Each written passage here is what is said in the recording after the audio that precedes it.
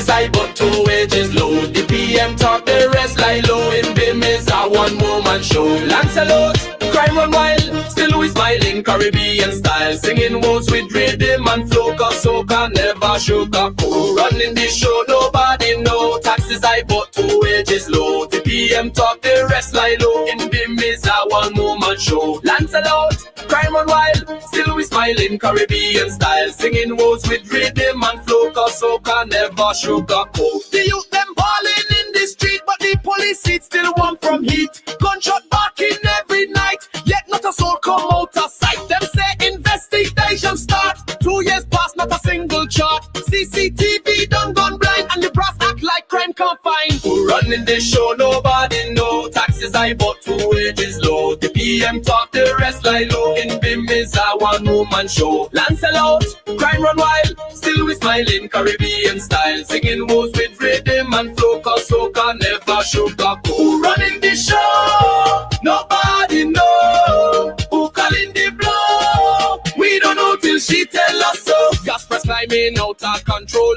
Tax take more than church take soul. Man work a month, sweat and grind, still can't afford the corned beef tin.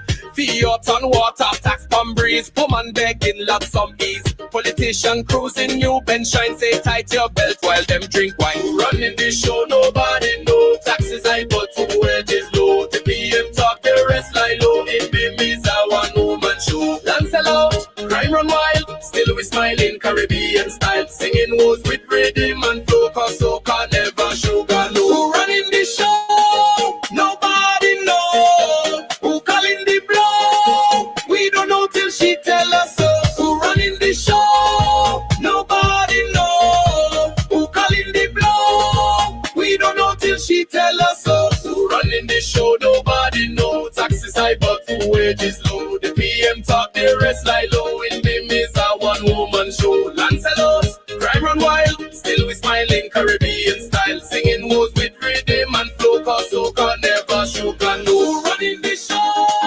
Nobody know. Who calling the blow? We don't know till she tell us so. Who running the show? Nobody know. Who calling the blow? We don't know till she tell us so.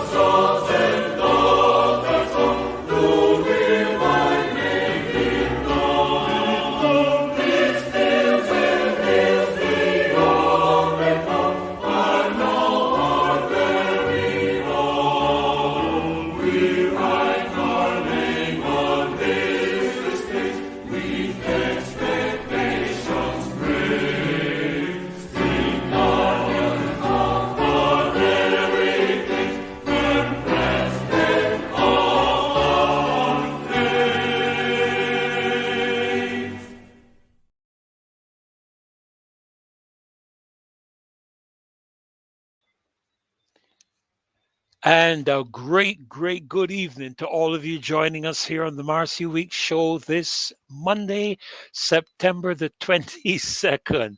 Would you believe it? I mean, the month has only just begun and we are at the end of the month already. And incidentally, this is the beginning of the Jewish New Year. But before we get into the show, as is always our custom, we want to commit ourselves to our country and to our flag.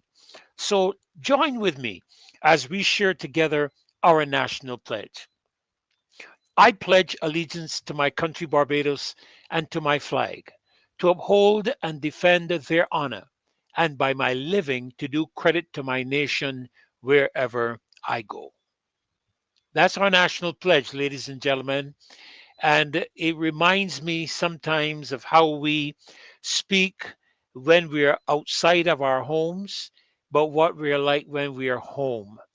It's very easy for us to put on a face or put on a show when we're outside of our home and outside of our country. It's a different matter when you're home where everybody knows you and everybody knows how you behave and how you conduct yourself. And so I want us to be cognizant of this. I want us to be mindful of our national pledge this evening as we commence this show. And it's a joy for me to welcome all of you to the show this evening and an honor of mine to be able to host this show. And I thank Marcia and Dave for trusting me and placing in my hands this Monday evening, every Monday evening. It is definitely an honor. And I always enjoy, particularly when Marcia is able to co host with me on this evening and any evening, really. It's such a joy to be able to do so. We have a great show lined up for you tonight. Of course, I have my special guests as always. They are always special. And oh, incidentally, I was listening to the show, I believe it was last night, and I heard Marcia make some comment about people wondering why we always have to call the names of people when we start the show. Well, let me say that it is, I believe, a mark of respect and a mark of decency. And so permit me to follow the tradition we have developed here on this show to welcome all of you and as many of you as we can welcome by name. And I know that they will put your name up and your comments up as I go down the list. I won't probably get to mention everyone, but I'm certainly going to try my best to mention as many of them, many of you as I possibly can. And so I want to welcome you, Lucinda Aline, to the show tonight. Monica Ince, good to have you again. Vernon Garnes and Judy Doughton Gills, our faithful Judy. Good to have you tonight, Judy. Taroni Hall, Marva Hunt, it's wonderful to have you on the show tonight as well. And let me keep going. Taroni, thank you so very much. Marcia Miller and Jefferson Sobers. Matthew Brown, thank you, Matthew, for being here tonight. And Junie Rock, Diane Husbands, Mildred. Ben, good evening to you as well. Queen D, thank you for liking and sharing. And I want to encourage you as well to follow her example, like and share, especially on YouTube. It helps us with the algorithms to move the show up the line. Jacqueline Ward, great to have you with us tonight as well. And there is my good friend, Marcia. Good evening to you, Marcia. A joy to have you with us again tonight. Laurie Bob and Flo Joe, there you are, Maloney. I was looking for you. Don't get jealous, anyone, okay?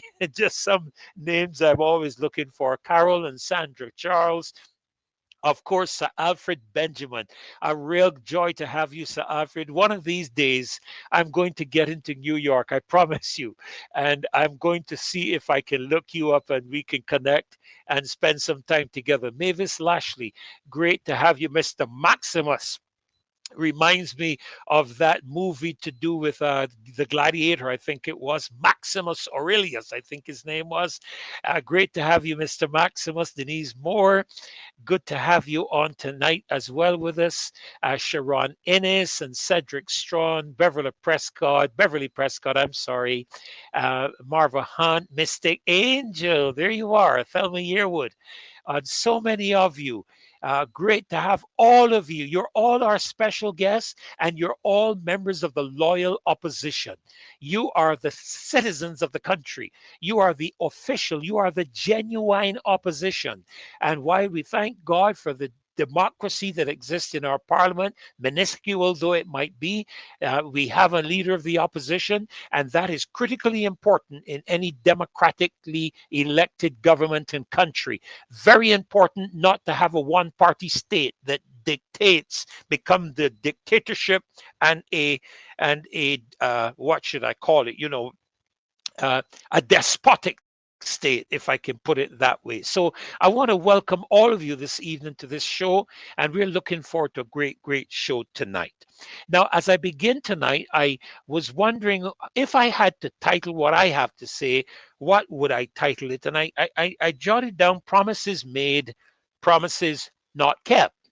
Promises made, promises not kept. Now, I understand that some people in government and at very high levels may be very upset with us when we are critical of what to them may seem small issues or small things. But I want to read a verse from the scripture, which you would expect me to always resort to as a minister of the gospel.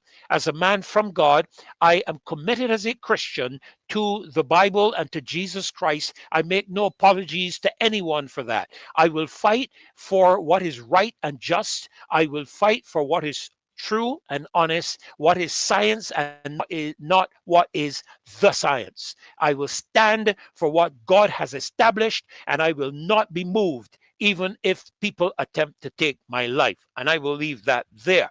There is a verse in the scripture, and it's found in the Song of Solomon, chapter 2 and verse 15. And it says this: "Take us the foxes, the little foxes that spoil the vines, for our vines have tender grapes." I want you to notice what it says: the little foxes that spoil the vines. There's often a traditional saying that we have that the devil is in the details. In other words, it's not the big pictures you see, it's the little details that create a problem for individuals, for circumstances, for conditions, and for people. As a matter of fact, being an automotive enthusiast, some of those little things in a car can become so detrimental to your capacity to drive and be comfortable. You know, if you have a small, minuscule unit in the car malfunction, you could be without your air conditioning. You could have an overheating vehicle if that little sensor isn't working properly. And you've got this big V8, V12, V20, V16 engine, but it can't work because of that little sensor in the engine. So little things are very important. And so I want to look at a few things this evening. I want to make a few comments as we go into the show tonight. Of course, over the last couple of shows, we've covered a lot of ground. Particularly, I found of interest the matters to do with the tourism bill. And I made a comment, the Prime Minister, in presenting the matter to do with the tent, made a comment that I have not forgotten, and I hope you have not forgotten either. And it is, I want money. I want money. I have not forgotten that. And what I have observed is that on a continuous basis, legislation is being brought to the House of Assembly that seeks to raise significant sums of money from individual citizens of our country through one means or another, and in some instances even criminalize an ordinary citizen for attempting to make some value of their lives. And I want to remind you of a few little things that are troubling.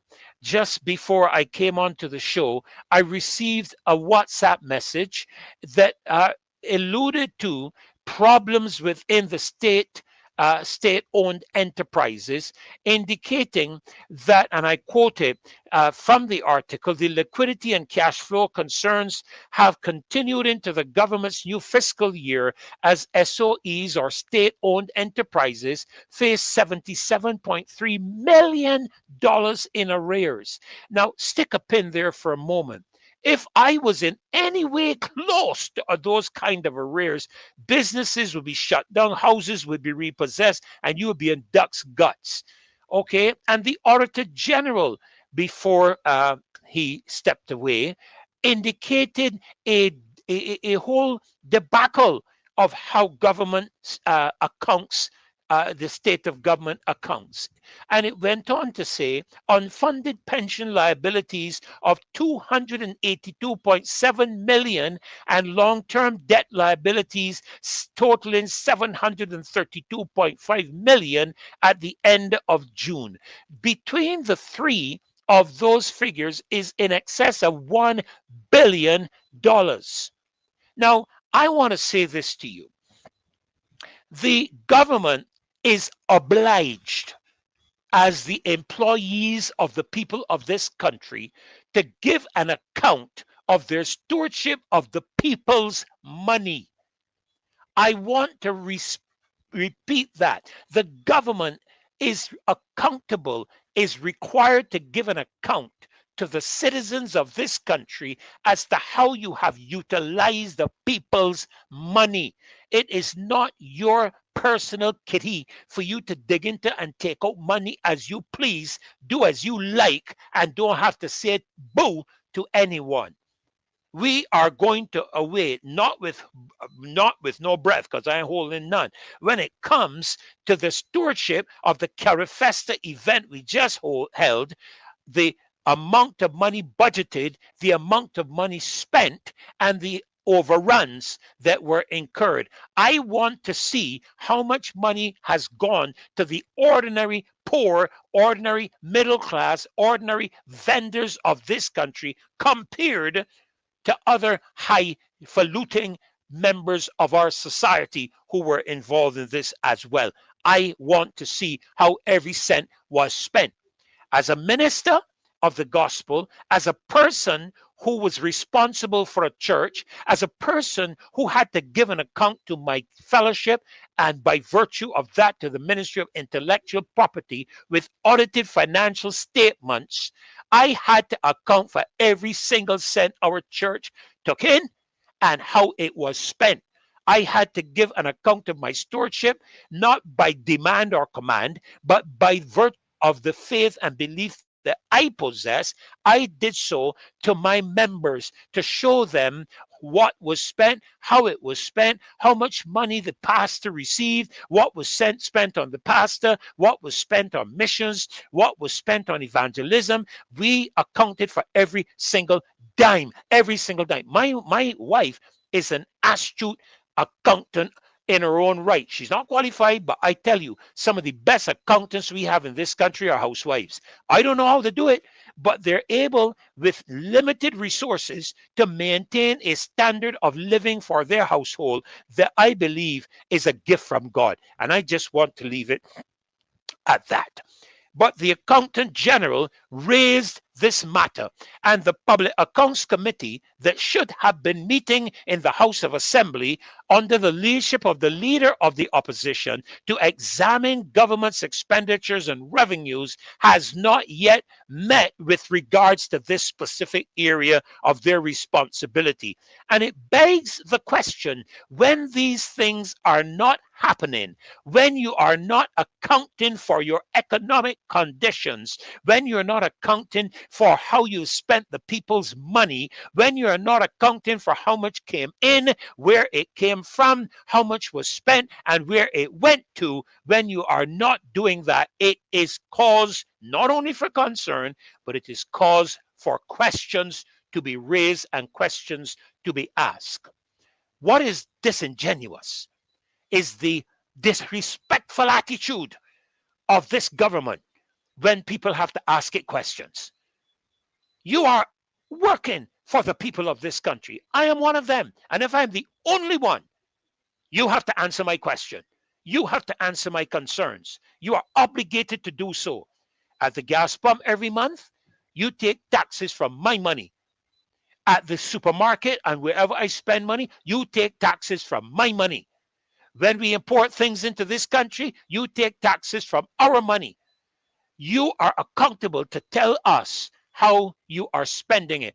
That is not an option. It is a requirement, and I would go as far as saying it is a demand. This brings me to the march that we are having on Saturday. And I'm going to ask Dave to put up the flyer to do with this march that is upcoming on Saturday, because we have been promised integrity legislation. And I want to be fair to the government. I want to be fair. There you see the flyer. It is the March for Integrity. On Saturday, this coming Saturday, September the 27th, 2025, we will commence at 10 o'clock at Kensington Independence Square. Integrity in public life now. Pull back on the car rental levies, stop the tourism reform bill, and end economic oppression, depression, and corruption. I'm telling you, that the reason people in Barbados are seeking to diversify their income is because of the exceptionally high cost of living in this country that has been caused by this government. Some people tell me it's not the government's fault. Don't tell me that.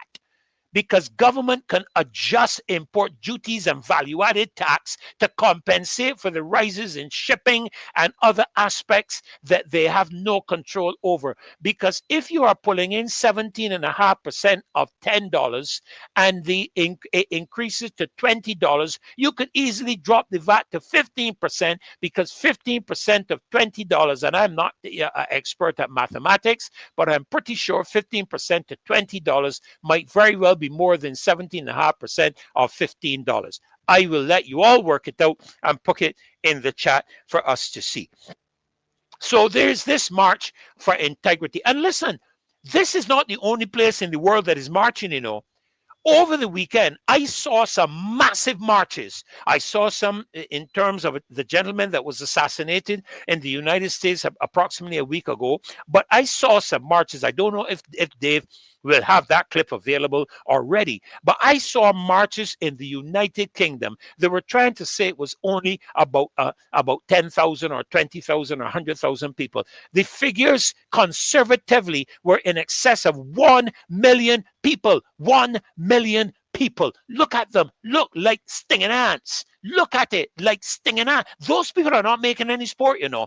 They are marching for the taking back of their country from immigrants who are coming in illegally, who are fleeing their places of abode without anything necessarily causing them to do that dramatically, and moving into England and creating major crises in the safety and society of the United Kingdom. Look at the people. Look at the people. And we are here in Barbados fighting and struggling to have you come out and join us in a march for integrity, a march for transparency, a march for accountability.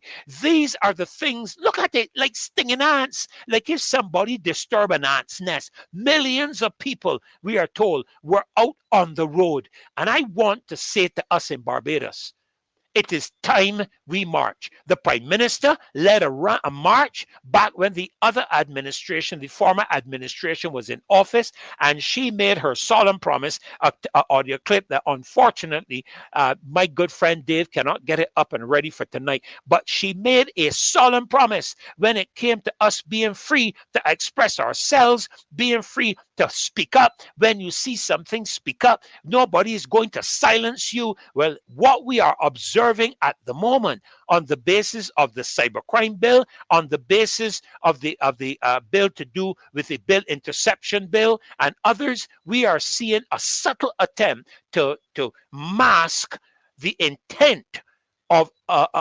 constricting the capacity of people in Barbados to express themselves freely, a right given to them under the UN Charter Human Rights Charter, freedom of expression, freedom of association, freedom to speak. And they want to suggest that freedom of speech doesn't mean you can say anything. Well, I don't know. I am not going to get into that whole aspect. There she is on the campaign. There she is on the truck. She was there able to pontificate and chastise the last administration, who were apparently, in her view, attempting to muzzle the objections of people in Barbados. And she gave a solemn promise. That's why I would make my contribution tonight: promises made, promises not kept. That's why I would name it in terms of that. She made a commitment last year to investigate the $60 million Hope project, which we have heard nothing more about. You see, when you begin to compromise in one area, it is by extension going to result in compromises in all of the others. And what we are seeing week after week, and I must tell you, I'm almost tempted to say I'm stunned to see how every single week there is some legislation that comes to Parliament that seeks to constrict the freedoms and capacities of the Barbadian public. Very quickly, let me add my voice to this matter to do with the tourism bill. I watched carefully last night as Maxine and Marcia went through this bill, as they carefully scrutinized it. And I observed some things. I observed in one of the slides that they put up on the screen, when it came to the matter of concessions, the people who need it most are the ones who don't get it. That is the small Airbnb hosts. No duty-free relief, no tax holidays. They have to pay all the taxes and everything. While the large hotels, who could quite easily handle paying some degree of duties, get duty-free imports, tax holidays. Sam Lord's Wyndham is receiving savings on imports and tax breaks. Sandals, mind you, this is a millionaire's multi-million-dollar property. The value, estimated concession value for them was between 3 to 10 million.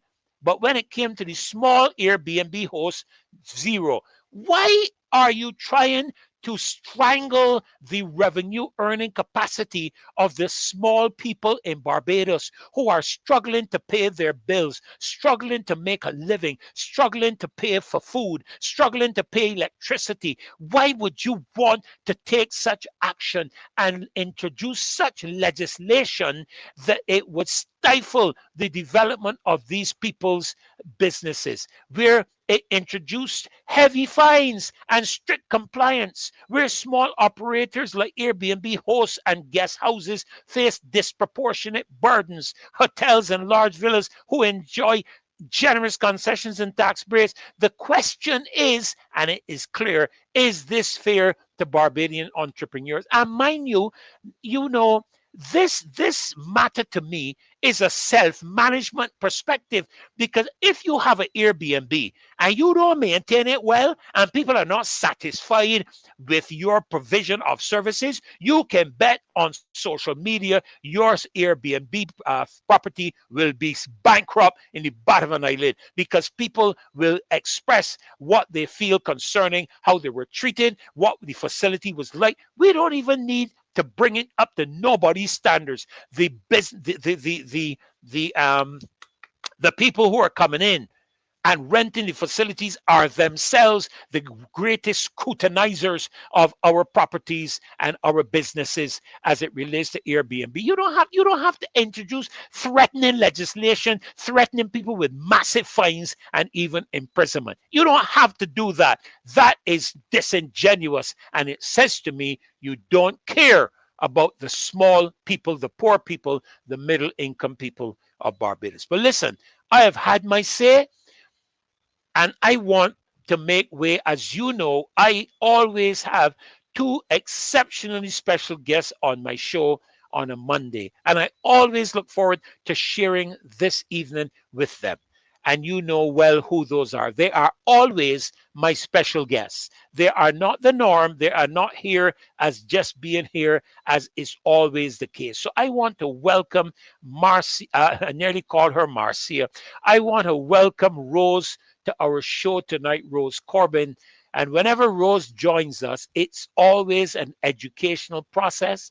It is always factual, no opinions, or even if she expresses an opinion, she will tell you it's her opinion, but she is a person of facts. And so, welcome, Rose, to the Marcy Week Show, September the 22nd, 2025. Good evening, Pastor Ferdy. Can you hear me? I can hear you loud and clear, and I know the others are too. Welcome, welcome to the show. Thank you so much. Um, I was waiting for you to spell out welcome. Um, Whenever I worship at First Baptist Church, they have a special song, and at the end they say, welcome, WELCOME, welcome, welcome. And I am so delighted to be with you and to have such a hearty welcome from you. And I want to say good evening to you and good evening to the team, Dave and Marcia, and to our other panelists who will be joining us, as well as to the loyal sons and daughters, all, most importantly, firm craftsmen of Of our our faith. heritage, yes. And I am so delighted and thank you, Marcia, who's here saying welcome, Rose. Thank you so much. And I just want to jump into the session. I've prepared quite a bit and I will continue as is my portfolio on education matters. And I want to read to those who are joining us um, a message you would have received and I would have received from a parent. And it says, I'm very concerned about the goings on at law school. The name of the child is in fifth form. Every year, there is the same issue of students without teachers. This year, there are without 5 teachers. The biology teacher has been moved with no replacement. Students have been given syllabus and told to study on their own. Is this the beginning? And aside from me, is this the beginning of creating that independent learner? That independent learner at primary to become an independent learner post secondary school, you must be taught. You must be taught in a formal setting, whether it is straight lines, whether it's in group settings. Yes, you are given tasks which you must carry out and complete individually. But have you introduced that individualized program per student where that student can be given work to complete on his own, on her own? Never before have I been told, or have I, in my teaching experience, given students a syllabus and telling my students to study it on their own. This is what the parent says. This is totally unacceptable. I agree. Only one teacher who is out after back surgery is making an effort to provide students with any Wow. work. Wow. So ridiculous. And Wow. I close off as the parent did with that statement, that closure, so ridiculous. And I want to piggyback on that. 2 weekends ago, a parent came by our house to carry out a job, bringing the 2 children with her. The little girl is in class 4. The little boy is in class 2. So they were doing this homework, and I was supervising, couldn't help. The little girl is a bright girl, but she told me afterwards she was traumatized Hmm. because I kept saying, "You're so intelligent, you're so bright. Does your teacher tell you that?" And she said, "No." This little girl was given an assignment to research, and it was research on the topic, let's say research on the topic education. Remember, she's 10 plus, now in class 4. And no guidelines, no site on which she should focus her research, but research on the topic. The little girl is techno savvy, so she got her device there and she's Hmm. researching on the topic. Now, Pastor Ferdy, the first site she came to, and you would know when you're researching, the first site you came to is usually you come to is usually highly academic, um, jam packed with a lot of technical information and concepts. And that little girl sat down and wrote out almost a whole notebook on Wow. whatever came in that first thing. So I looked over it and I said, "What were you to do?" And she showed me the homework written, research on the topic, no guidelines, no telling her, "Go to such and such a site," and guiding her and say, "On that site, look for these answers. On that site, find 3 from the information, write 3 examples of." Nothing like that. Hmm. So I said, "Come here, Wow. let me show you how to do it." Google information on education for 9-year-olds. And she looked at me like, "You're crazy." I said, "Yes, I've got over 50 years in teaching." So she looked like, "You're old, grandma." And I said, "That's all right." And she researched, and that girl face came alight when she saw that popping up. There was information for a 10-year-old Love it. in Wow. manageable chunks of information. And then I guided her.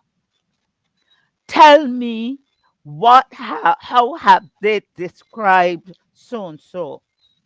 Tell me what do they mean by grade 1? Tell me, look for." This is how learning should occur. And this is bringing her brother now. He is doing math, and I looked over his math workbook. He is 8 years old and correcting his homework. Wow. That is something I only did when I was teaching a class 3 or Wow. 4 exchange books. Follow me on the chalkboard. Make sure that Ferdinand has his answer like mine. I will come around to check. No, he said they exchanged their homework. They corrected their homework. No, he corrected his own homework. The teacher called out the answers. And here is how. Now, you know when you are setting up your answers, your numbers. The one in the one column shall fall under the one. The answer for the tens under the tens and so forth. No, the child has his numbers going over to the decimal point, but he's arguing with me that it's right.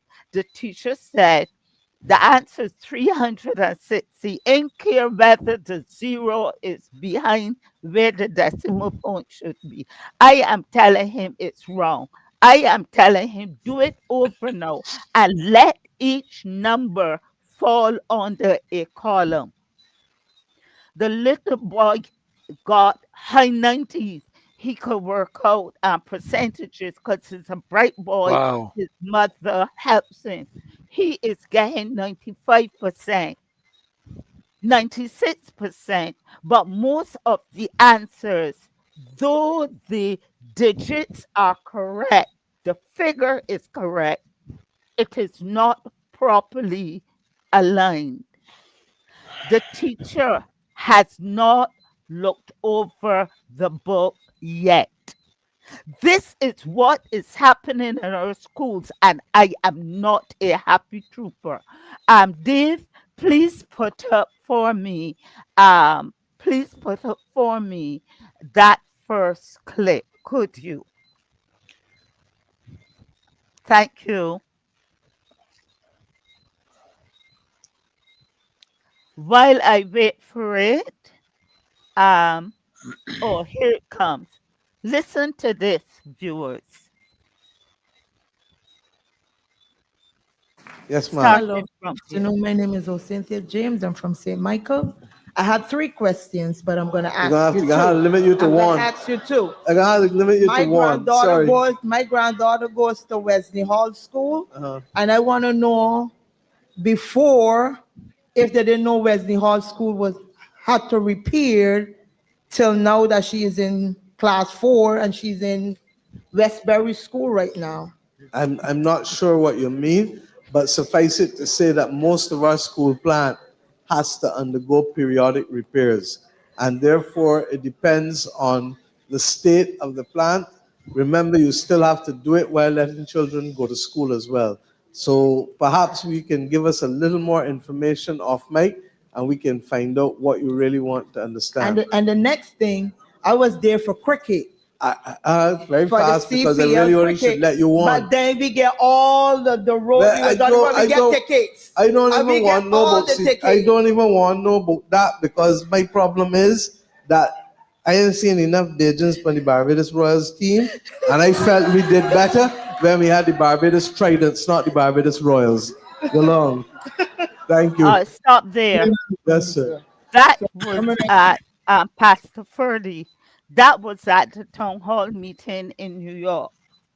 Here is a concerned grandparent asking about Wesley Hall, and that is the Prime Minister's response.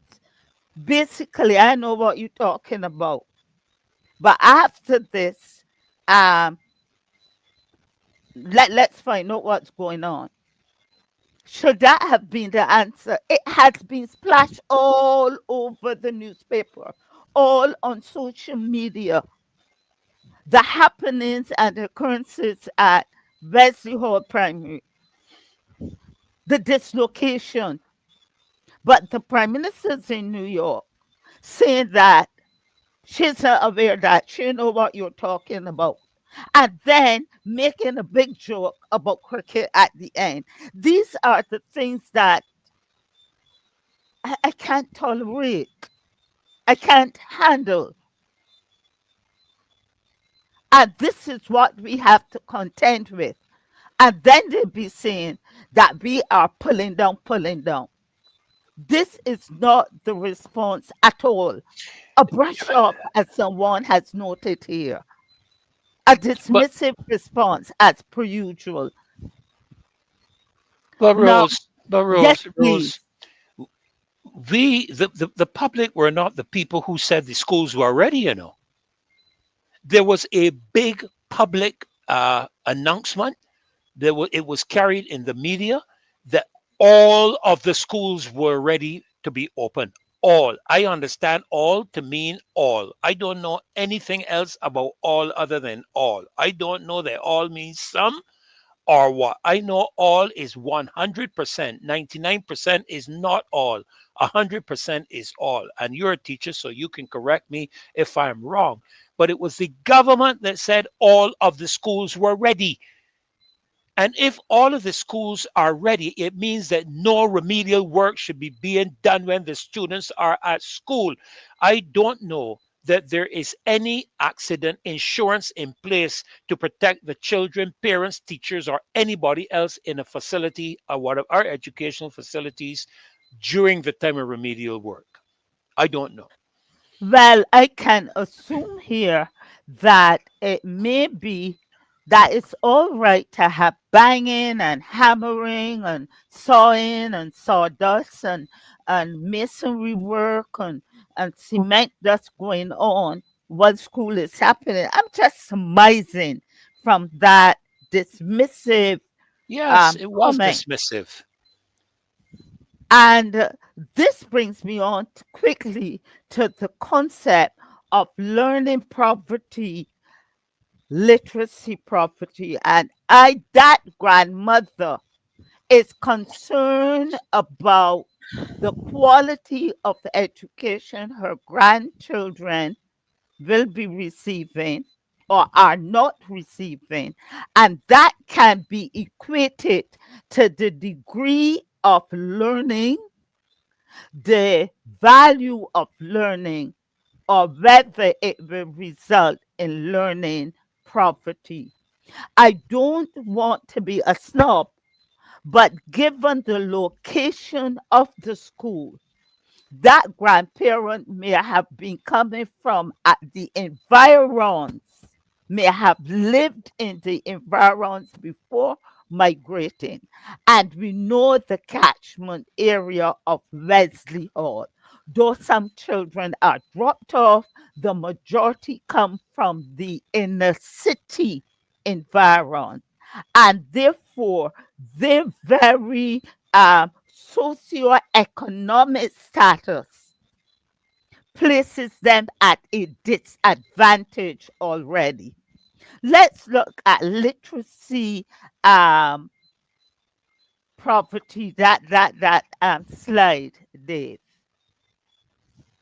And soon, Pastor Ferdy and listeners, they will be bringing this term to us. And I want them to be reminded, or you to remind them, that you heard it first on the Marcia Week show if you had not heard it before. May see that slide quickly and I'll race through it. Those slides. And this is a concept that has been coined by the World Bank and UNESCO. The information that I'm sharing with you, I've collated from various sources. So I take no credit for my own on my own saying it's my own brilliance or intelligence from various sources. May I see the slide, please. And from my preparation, I'm filling the gaps. From my preparation, I am noting that we are playing catch up because it is a mandate and a concern of the World Bank and UNESCO that around learning poverty, and that situations um, due to COVID and the interruption of learning around COVID will exacerbate pre-existing lack in learning. The lack that is already there called learning poverty is being exacerbated because of the lack of learning opportunities in a structured environment during COVID. Hence, almost 5.5 years after COVID, we are seeing the results and anticipate more fallout and more students and families and households falling into learning poverty due to certain conditions, particularly those surrounding COVID. Do we have this slide? I'm not seeing it. Dave, do we? He's saying he doesn't have that slide. He doesn't Um, have that yeah, slide? you go ahead. I'm going to check and see if I have, but you Yes, continue. I I'll think I'll Philip check and sent see. you it also, Mhm. and he sent the PowerPoints. Now, you would have seen that in today's press that they are still searching for teachers. They are still recruiting teachers. Shouldn't that have been done even before schools were dismissed for the summer holiday? That teachers should have been sought after and in place. I Yes, served as yes. C2 SAB representative at the St. James Secondary, later now Sir Frederick Smith Secondary. And we were on the ball. We were a term ahead, recruiting, advertising, when we recognized or we anticipated that a teacher will either be retiring, a teacher will be going on study leave, a term study leave. We sought to be proactive. This is the second week in the term, and there are still advertising, and we are hearing back and forth. You know, the ministry's role is, and the school management, the management of the school has at the board, they have their particular role. Don't bring that to me. There should be a collaborative um, relationship between the two. And our Education Act of 1982 does not put the responsibility solely in the hand of the principal or the school board. The Ministry of Education is supposed to give oversight. So don't tell me that at the second week in the first term of the school year, you do not have those systems in place. The most important resource, the teacher,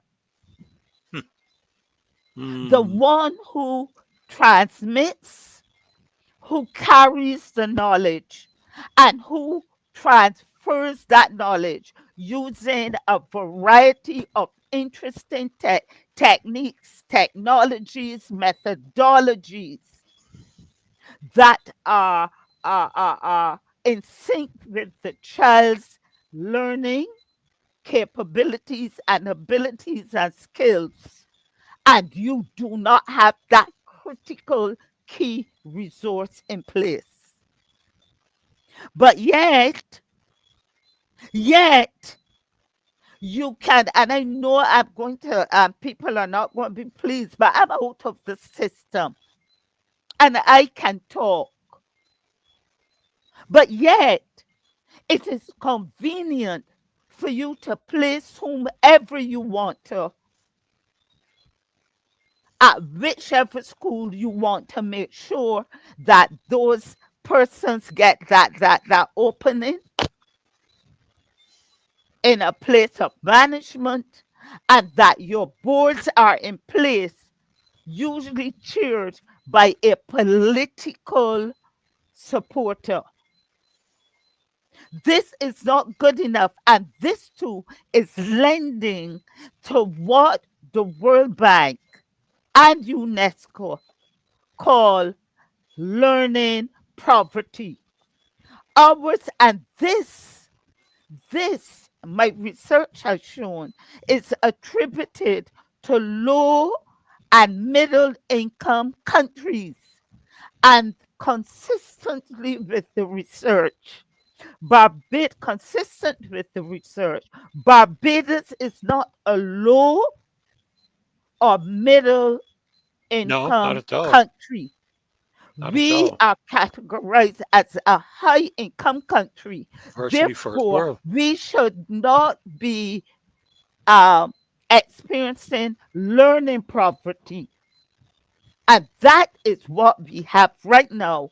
And that is what we can anticipate in the next decade, because they are doing catch up. And I remember I was vociferous, and so was Tricia Watson, that's her name, in the Senate, begging for a grace period for the common entrance I remember. taken. Yes. And Yes. we asked that they defer it and give the children who were And they didn't. disenfranchised They refused. because of COVID another chance.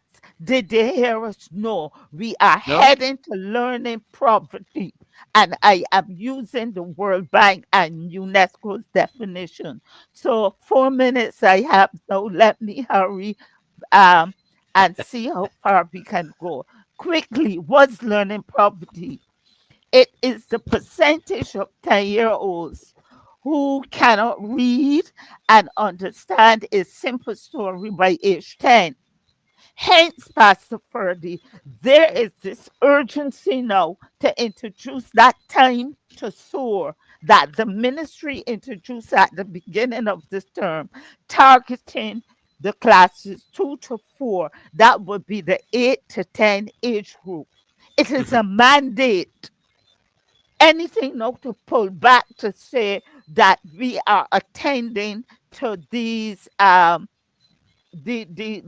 conditions. Now, the indicator. Can you read it for me, Pastor Ferdy? I'm going to try. All This right, is I'll try. I tilted this my is computer. what is learning poverty? The next one, the Def indicator. indicator. The World Bank and UNESCO jointly developed this indicator to measure learning outcomes in relation to school enrollment.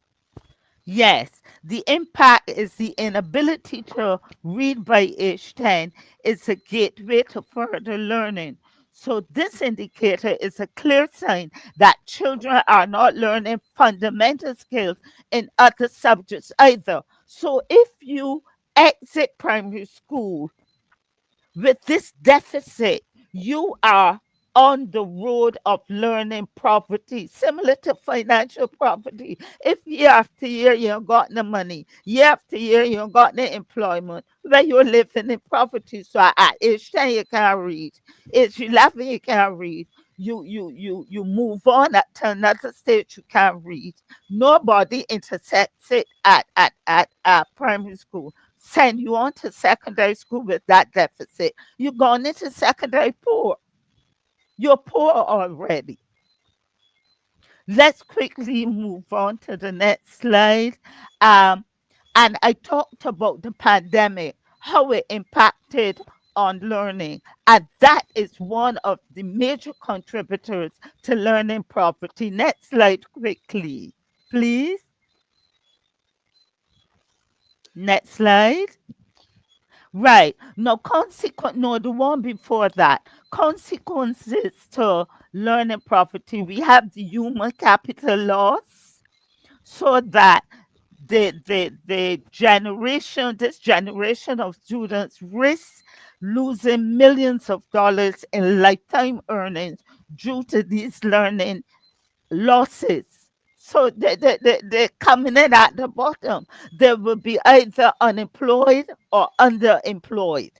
How can they come out of that belly of poverty if they have learning poverty?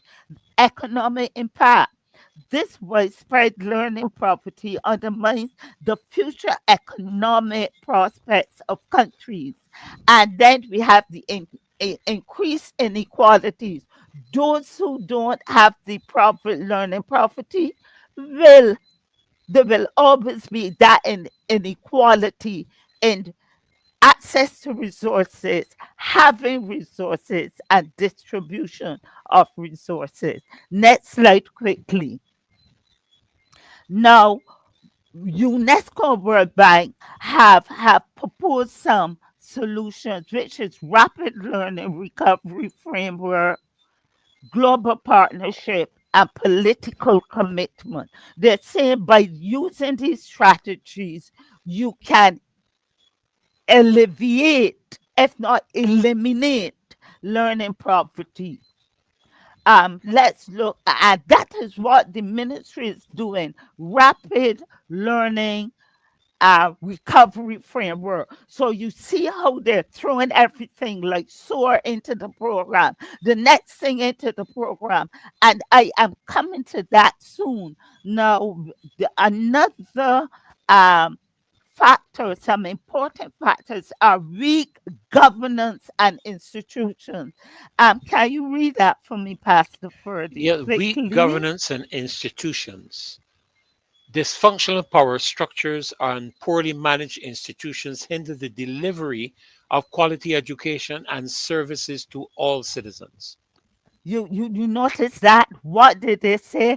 Dysfunctional Power structures, power yes, structure and and poorly poorly managed managed institutions. institutions. I shall Correct. not elaborate.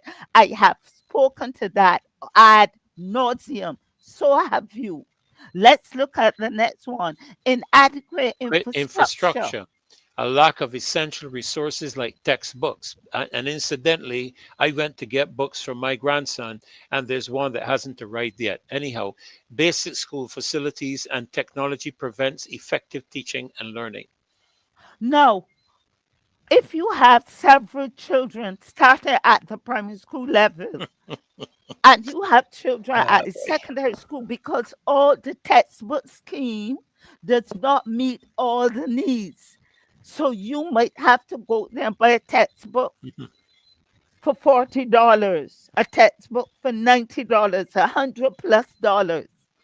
Where are the devices they said that they would put into children's hand where they would have downloaded texts that the children could use the devices to read the text, the recommended text? That contributes inadequate infrastructure. And then we have poor quality of education, the lack of of trained trained teachers, where teachers. Barbados got enough. The minister said, not the minister, the chief ed said in today's paper that over half or almost half of the 3,000 teachers in the system have been trained. You are talking numerically, you are talking quantitatively. But what is happening in terms of the delivery of quality education that will uh, ensure that learning poverty does not impact as widely, control it, address it. Then we have inadequate funding. Every year, education after health gets the biggest vote. What is happening with the funding? And why are schools crying out and asking stakeholders and the private sector and other partners? But you see what we've become? A beg society nation from the But top. And we're not that's what taking responsibility for the access to and the distribution of those resources to help the most vulnerable. Let me move on quickly. I think we're coming close to the end here. Next slide there. Now, what I found interesting that we tend to have here a focus on input-based measures rather than actual learning outcomes. Mhm. So we boast like this. How many teachers are trained? Read that for me, Pastor Purdy, again. A focus, let me make sure I can see this properly. This is education matters, a focus on input-based measures rather than actual learning outcomes. And what does that mean? What is impact-based when we say Impact-based impact-based measure? measures assess a program or process by quantifying the resources invested to achieve a result rather than the result itself. Examples include the amount of money, staff hours, training, materials, or equipment used. These measures focus on the effort, investment, and controllable resources put into an initiative to achieve a desired outcome. Is that not what's happening, Pastor Ferdy? Hmm. How many teachers are trained? What is the new methodology? What is the new pedagogy that we are looking at? What the buzz terms? We are doing this. We are looking at robotics, But AI that's in the classroom, and we are talking about these things and how much we are investing in these resources, in these programs, but we are still failing. We are still on the other side of the spectrum saying, look, we are not satisfied with the reading program level. So hence, let us push this to a program. And I'm concerned, as I say, I'm not knocking any initiative to enable the pull out of learning poverty. But how is it done? Don't boast to me about the millions of dollars. Don't boast to me now. We've gone to Qatar. Qatar now is putting money into our education system. So we're getting money from the World Bank, money from UNESCO, money from CDB, money from these foundations that were to do the School of Excellence, money from um, benevolent benefactors, persons who are benevolent, like Maria Holder Trust. We're yes, getting yes, money from yes, all these sources.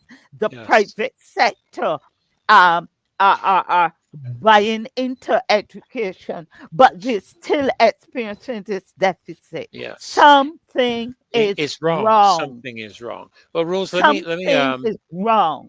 let me bring in Glyne because we are into his segment, but I'm going to give him, of course, I have to give him some credit as long as he doesn't Yes, charge me please. interest.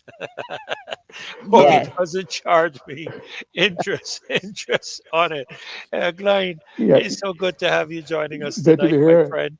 Good to see you Um, again and be with you and Rose. I was yes. quite enjoying her exposition on education. You I shall always do. say that. You shall say that, because all you're going to do now is encourage Rose to keep going, and then you going to charge the bill to Don't me, no, and I no, got to pay no, interest on I it. was just being honest in a Yeah, sense of yeah. that No, it's contribution. absolutely But brilliant. am Absolutely I right? brilliant. Can I go now or Yes, Let me yes, just let me just I wrap up here on that when I okay? said something is is wrong wrong. is wrong. And Let maybe Glenn, you and Pastor Ferdy and all the other learned persons out there may be able to tell me what is wrong. But clearly, absolutely. this So administration don't seem to understand that education is being mismanaged and we are enabling learning poverty.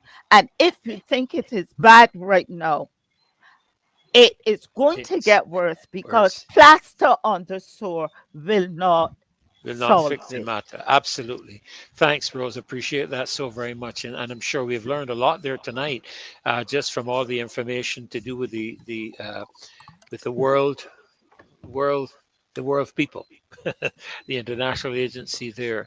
Um, it's very concerning, very, very concerning. A lot of knee jerk, and as you say, a lot of buzz terms. And Glenn, it seems that that's all we're hearing, a lot of buzz terms, But it's just one buzz that, term after the other. that's characteristic of this government. But before I go further, I just like to say that both Rose and yourself made references to a topic which I did last week when they talk about becoming a nation of beggars. This emphasis on philanthropy. Yes, I remember that. I was watching the news tonight before he came on the show, and I saw that yet another nursery school has been opened, named Maria Holder Trust Nursery School. Wow. I mean, they have more branches in school than Chef all over Barbados. So I thought that all institutions were supposed to reflect the culture and history, but we're not being rebranded by these so-called philanthropists, etc. And we are losing our identity. But the poverty reflects that very same thing, that we are no longer able to pay our way in education like we used to. Not only that, but education, which used to be one of the cornerstones of the Barbadian personality and society, has gone to the dogs. Really, really. When people are leaving school after high school and can't write their name, can't read and write, that is an indictment on the whole system. We should never, I've said before, we should have intervened long ago. To allow that thing to fester. No, you have to uproot it and deflect it. Yes, So yes, we have a long way to go. But a lot it was interesting. Achieve. Yeah. But we should stay focused. But right now, I'm not even sure that what I'm seeing and hearing is reflecting what is coming off the Barbadian thinking and experience and analysis. Because I see a lot of reference to Columbia School of Education and body doing that. So you might just be importing a program and implementing it, a program from societies that themselves have not distinguished themselves greatly in education. But yes. I can go on and on, but that's not I leave that to specialists like Rose, and I would just yeah. But I don't, before I forget, I really like to have a chance tonight to talk about Hurricane Jeanette.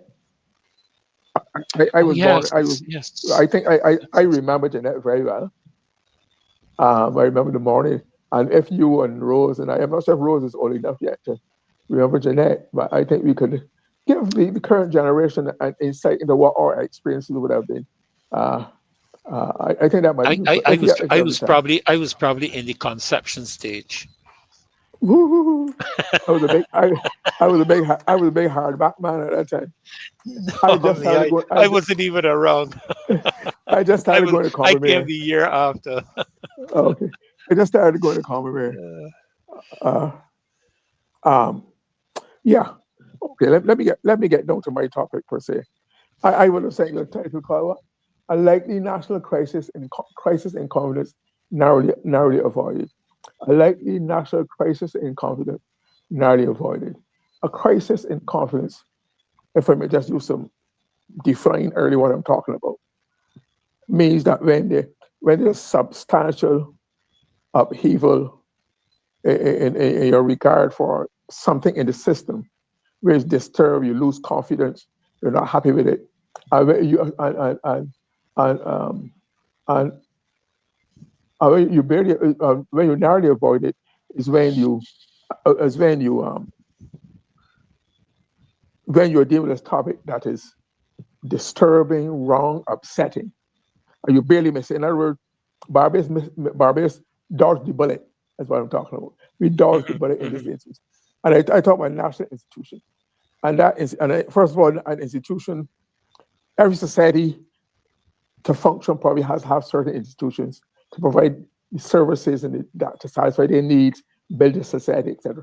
So all commonplace ones are the economy, education, the family, religion, and government or politics. All have that. My one tonight I'm talking about has to do with politics and government. All right, and an institution is supposed to provide an organized, systematic, structured system providing what you want in that particular area of your life. That is what they're for. They're supposed to be stable, predictable, established, respect, because they are vital to and without them, the society. That's why we are having certain social problems there, because the education is one of the prime areas of the prime institution, and that has not been functioning for it. So we are paying the results. So that in itself underlines the importance of having a well-functioning institution. And what I'm talking about tonight is what I'm referring to, something that might have not been really considered because of the way it was handled and the way it came out. I'm talking about the announcement of the new president for Barbados, where Colonel Jeffrey Bostick was chosen to be the next president of Barbados. It was announced in the House Assembly a couple of Tuesdays ago, or last Tuesday it was. Last Tuesday. I think it was last Tuesday. The Prime Minister Motley, and leader of opposition, Mr. Ralph Thorne, had agreed among themselves as to who should be the president. Had agreed on a person. Now, to agree, it means that it might have been had to be a choice in play. But before we talk about that, let me talk about the importance of the presidency as an institution. The presidency is as much to Barbados. A presidency is the pinnacle of political and administrative life and national life. The presidency, the office, not so much the office and what it represents in Barbados. It's a symbol of Barbados in the same way we have a flag, a national anthem. Those are themselves are symbols. So the symbol of the presidency that is supposed to represent all the best and symbolize all the excellence we look up to, we are inspired by. It contains our aspirations, our dreams, our hopes. Right? That's what the presidency is supposed to represent in national life. And I was therefore concerned that had it not been for circumstances, we might have done damage to the presidency at a time when we're still a republic struggling to establish our bona fides of republicanism, because the way that was mishandled. It should be an embarrassment to anybody that you have a republic where you don't have a Republican devised organic constitution out of the bellies of the so. So the way that was handled or mishandled reminds me, and I hope I get back to this later on tonight, of the way we've handled this October the 1st. I have a special comment on that for the free movement of travel. That has been mishandled, if it was handled at all. No information, the society is in the dark, how are we going to function? All we're doing is sowing seeds for dissatisfaction and suspicion and public resentment of persons who, through no fault of their own, are here. We were invited and made possible, but there was no preparatory system in place early enough to involve the community, educate the community as to what the implications are. Right. And remember, the same thing happened with the Republic. So I am told that given the prominence and importance of the presidency, and the presidency that you would know would replace Governor General, who except for who did the same thing that the president is supposed to or has done so far, given that we already have a president going on. But the truth is that there was a choice, I'm told from very good authority, that there was a choice between Mr. Bostick for president and Senator Elizabeth Thompson, right?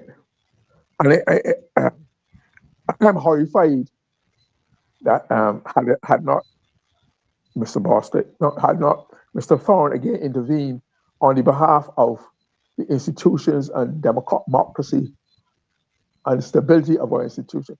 If if it had been chosen for to Mr. Thompson, because I will tell you why I say that there.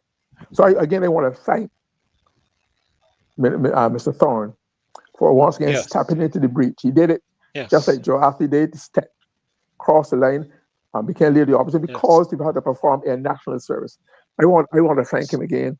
That while his national duty would have been performed out of sight, out of public, because of the nature of the prior consultations with the Prime Minister.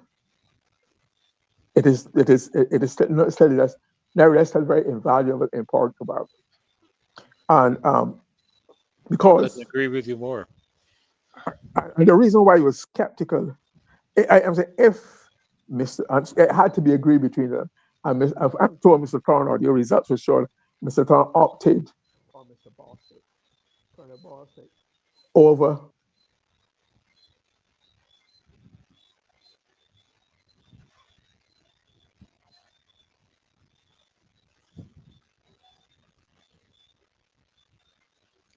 we seem to have had a bit of a stall there.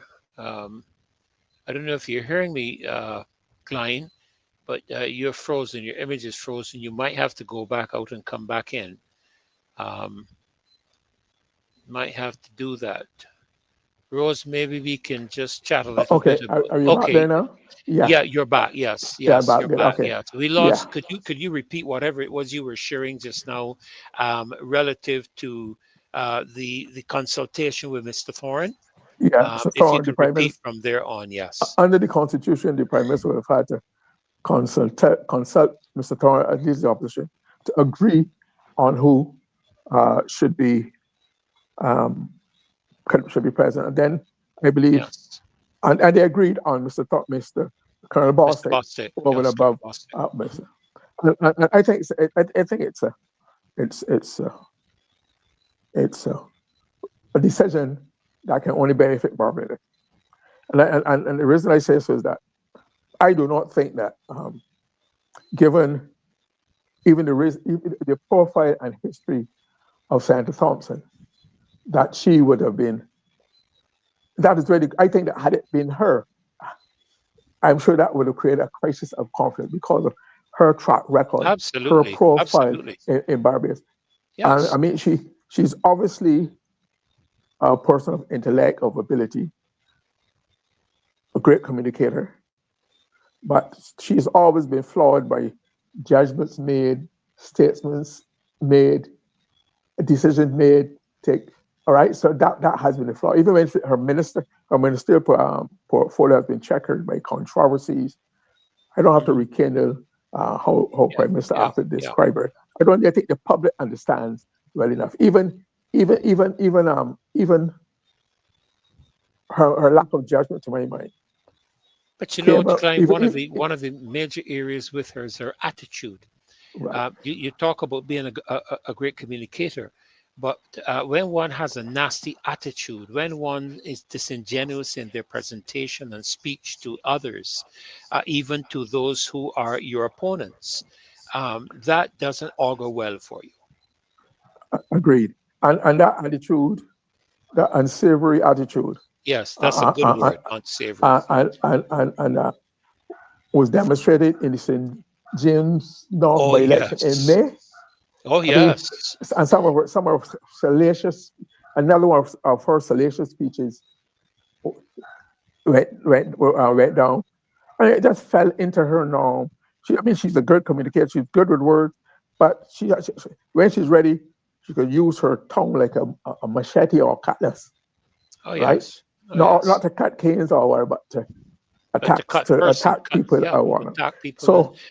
So my concern there, sorry to cross you, but my concern there, as a fellow minister of religion, because she's supposed to be an ordained minister, I believe, in the Methodist Church, if my mind serves me. Right, that's right. And when one considers the kind of deportment a minister needs to carry, as is described in the scripture, I am horrified.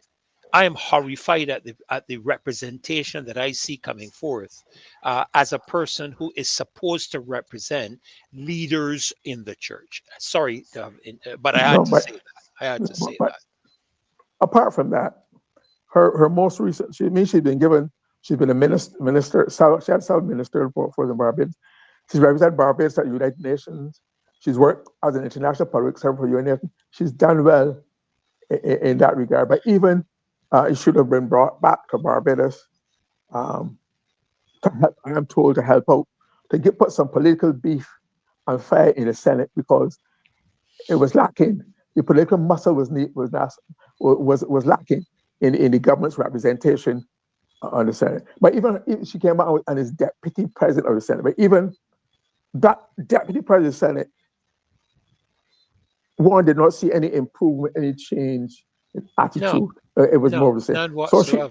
So there was nothing that would prepare the public. The public would have been in shock if she had become president of Barbados, and it might have therefore disillusioned people further in the role of presidency, given the way it's come about. I mean, the incumbent president has handled it require aplomb and dignity and whatnot. But still, if for a young institution, if it suffers so many attacks and undermining, people begin to downgrade it, and it loses its prestige and power and influence. And when it should be nurtured and cultivated to grow to the strength that the country would need of it. But I thought it very interesting that the Prime Minister who would have made the suggestion would merely put forward to, and would have put forward Senator Thompson. But then they have been great allies for many years, political allies. And that is another story. I don't want to get into that kind of story tonight. There are some stories about which I will explain. But I thought that the Prime Minister, unless she's been out of the country so, or that she's not in touch with public view, that it says something. I don't know if the Prime Minister was trying to think by proposing, by reportedly letting Ms. Thompson and the two, right? Because certainly she must know or hear of her standing in the public, unless it was that because they've been great political buddies for a long time, and she depends on her for political interventions, etc., and work. That she felt she had to try. Had at least said, "Well, I tried to make you president. I tried to make." So that's the only reason, because otherwise, all the optics, all things, it would have been just a round shot. But I understand the political imperatives, because, like I said, the Prime Minister called her back virtually overnight from what he was told when she was at the United Nations to come back to. Remember, she came back to work in the COVID, and then somebody was appointed permanent representative of the United Nations. So she's a political heavyweight to the Prime Minister, right? She has a political, but so there I can understand the Prime Minister put forward there. But it would not have done Barbados any good. I think so. I say so without any ill will. I spent most of my time in cabinet with Miss Senator Thompson, except when she was for a period when she had been dismissed by Mr. Arthur, etc. But then she came back in. I've worked with her, but I think that I have to be fair to Barbados. I'm interested in what because we have not had the best introduction of republicanism in Barbados. I think so, right? And this is something that I've been talked about, and some of the promoters had worked on it and talked for a long time. That was upwards to today until we formulate and devise our own constitution out of our own experience as what we want it to be a public. It can never stand the test. It can never have the respect and authenticity and prestige as it should be.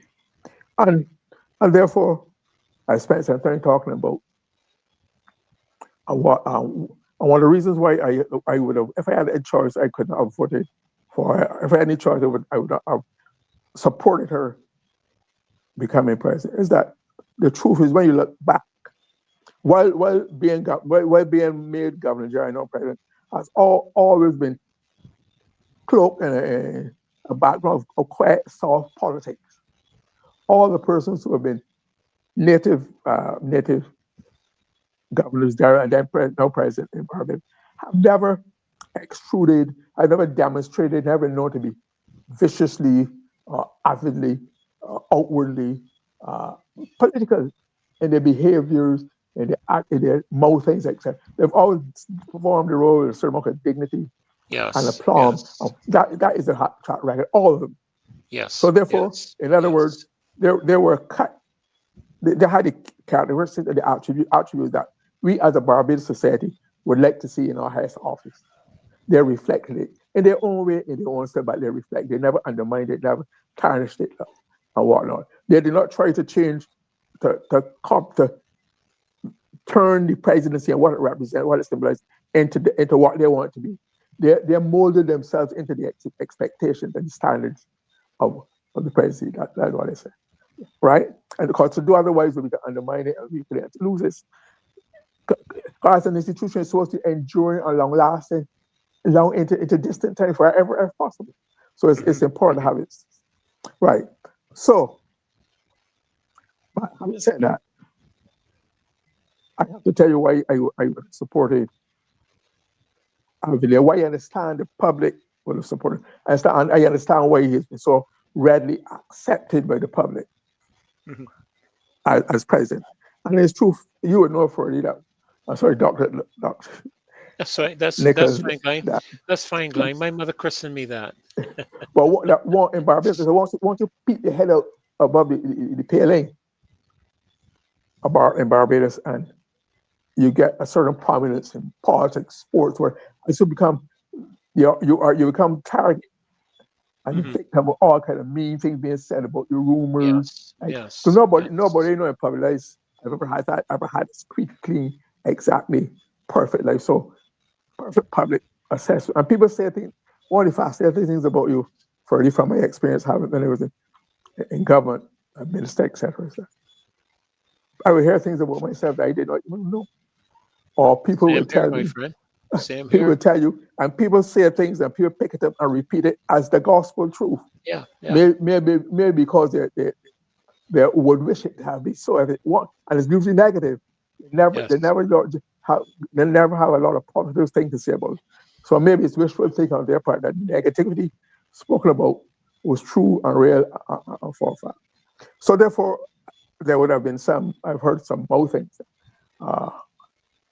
about questioning the choice of Colonel Bostic, a minority of people, not a strident, not even a strident minority, but because it's political affiliation. And I'm not defending this because, unlike you and Rose would not have been eligible at that time. He did not go to common mayor.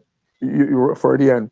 I'm not saying because Colonel Bostic went to common mayor, but in all honesty, he's brought to the role. He's brought to the position a highly reputable standard performance in the military. Yes. As one of the most senior military. Yes. Right, and that to me was translated into how he performed as Minister of Health, particularly with COVID. So I don't have to repeat the stellar work he did with programs for which he's been acclaimed and rewarded. I think it's virtually universal. Yeah, except in Barbados, they would have performed very well in that role. Okay, and then but that was a political role. But to me, what took the cake in his political role was that despite his success as a minister and his public acclaim, he was prepared to stand his ground on principle. Yes. When you remember the infamous attempt to inveigle Barbados into a mischievous, notorious, scandalous. That's still being investigated in the U.S. Precisely. Vaccine deal, and he made it to me in his characteristic style. He just dismissed it out of a clear, simple language. Not me, don't know, leave me alone, don't put me in that, and that was that. And maybe that might have had something to do with his departure from politics thereafter. He's played his role, but he left with a clean record in that regard. And I think that. Again, we should thank him for that, for standing his ground, because only nobody knows what would have happened if that deal had, if it had gone through in the way it was intended to, and he had been involved. We might have been still paying calamitous prices for it.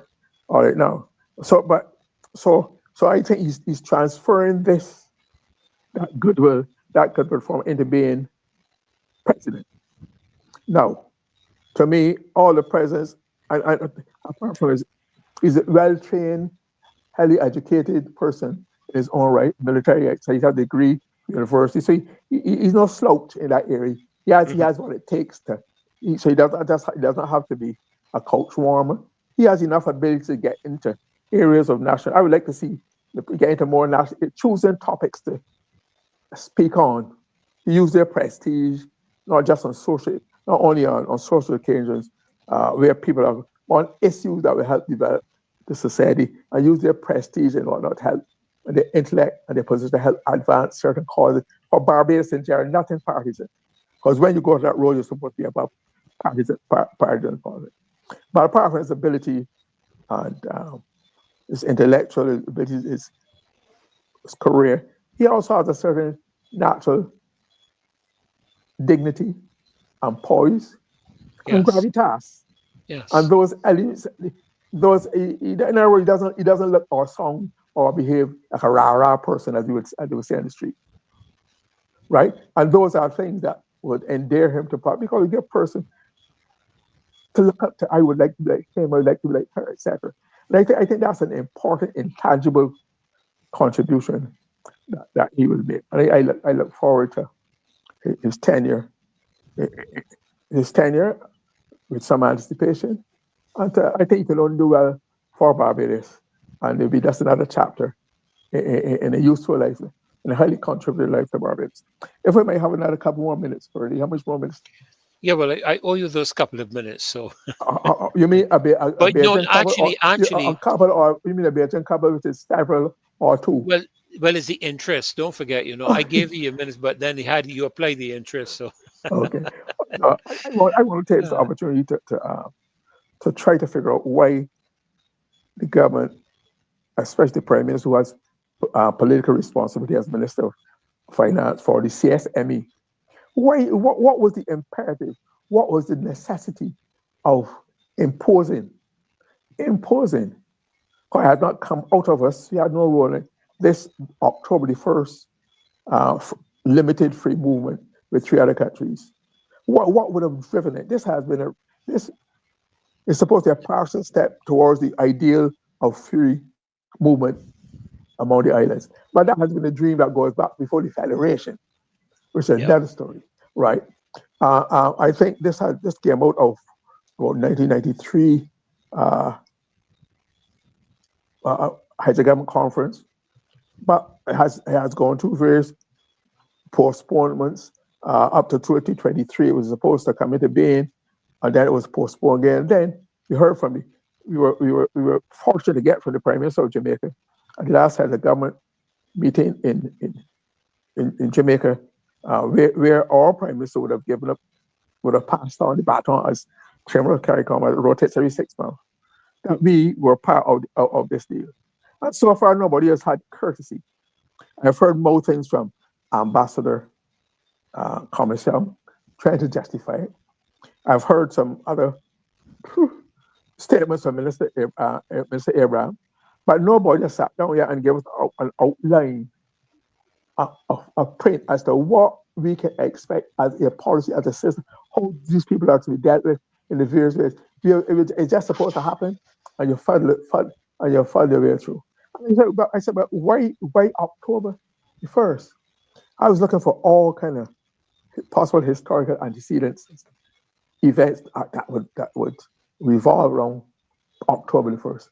Can you or Rose know of anything that is significant to Barbados history that revolves around October the 1st?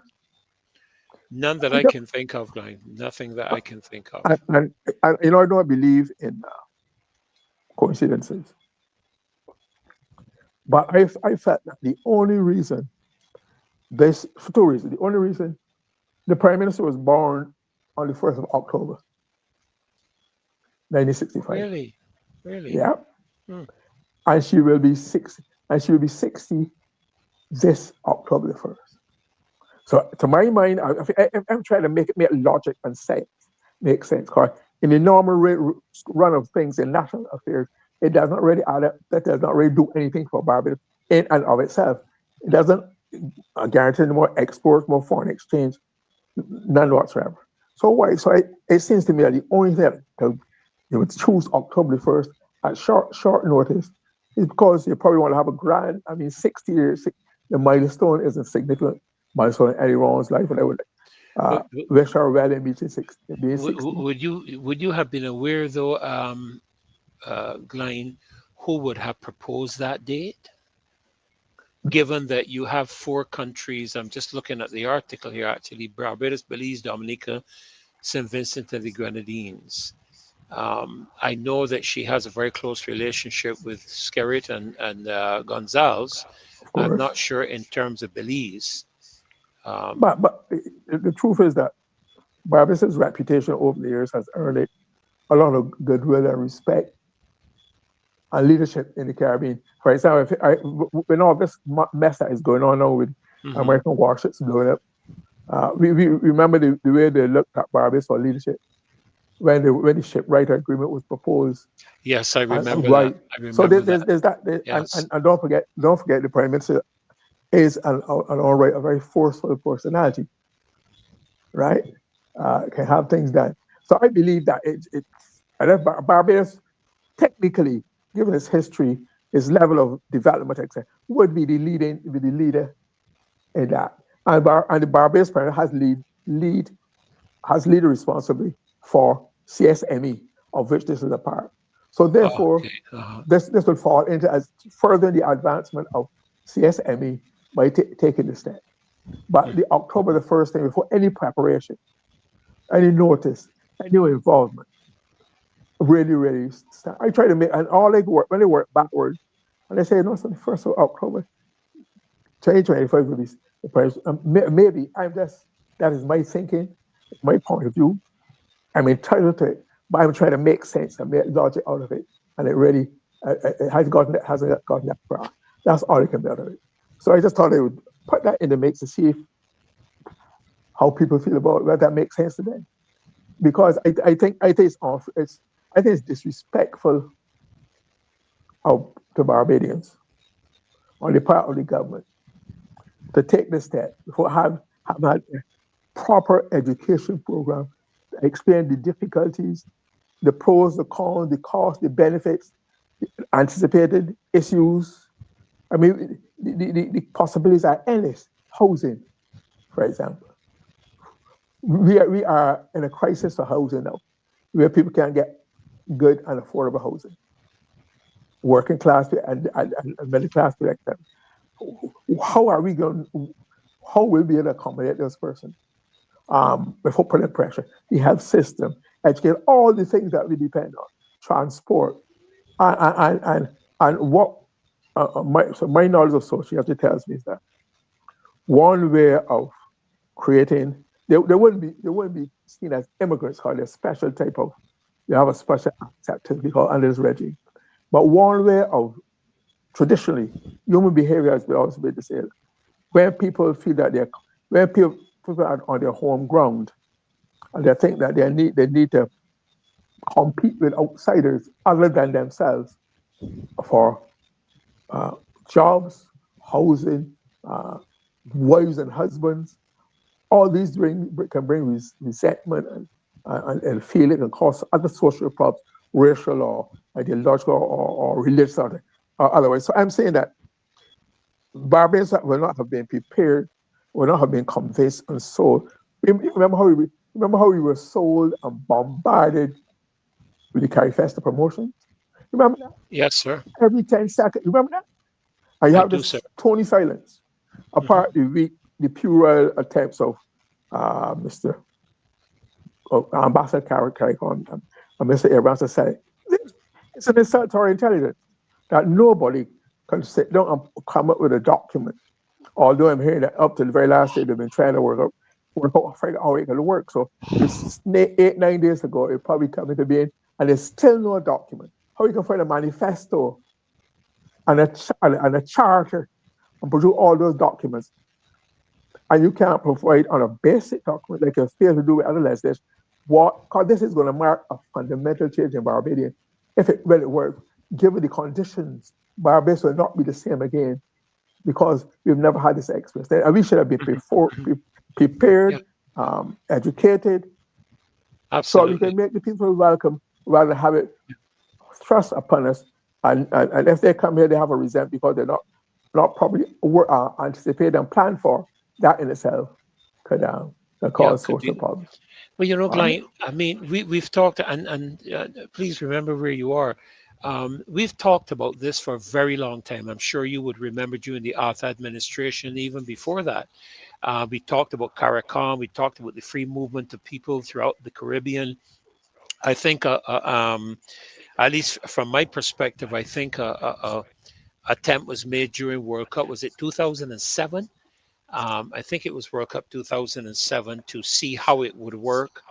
And to me, we've talked about it so long that we should not be having a discussion concerning policy, concerning how it would be done, concerning how systems would be aligned and these types of things, because all the time that we've been talking about CARICOM, there should have been an understanding at some point we are going to be moving into this type of activity.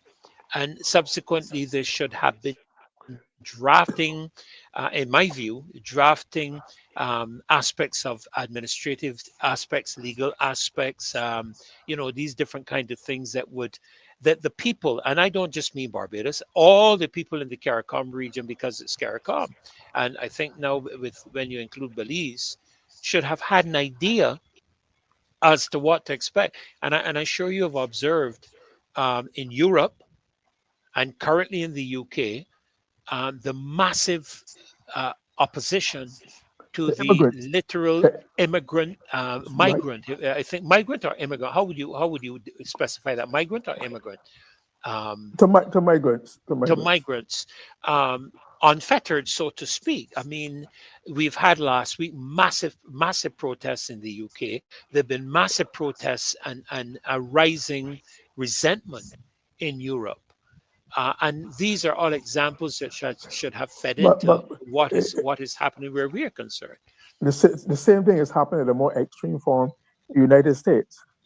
Canada itself, this was to be a very liberal, open door policy, has now begun to tighten its doors, etc., and its admission policies because the competition for jobs and rising unemployment, houses again. So these are normal human reactions. And they're factors people either they're push and pull factors. The pull factor are what would draw you into Barbados. The push factor what would push the people to want to come to Barbados. Once those factors align, it makes for a different thing. But I want to make say, let me talk about the. Go ahead. Let me talk about I will go back to the Federation days, right? You will know about Federation. Federation lasted 58 to 1962. Should have been born before Jeanette. You would know all these nice things about Ferdinand. And I remember, and this idea of one of the reasons why the Federation failed was the idea of the attitude of particularly Jamaica and Trinidad, that they were the big islanders and the small islanders. And the small islanders would come and live off of them. Okay. Jamaica had its bauxite, etc., and size, coffee, Jamaica, Trinidad has oil and gas, etc., and pitch lake. Although I read recently that in a magazine that they think they've just estimated to have only 10 years left of oil and gas reserves in Trinidad. 10 years. 10 years left. And what have they done with it? You know the phenomenon of the Dutch disease.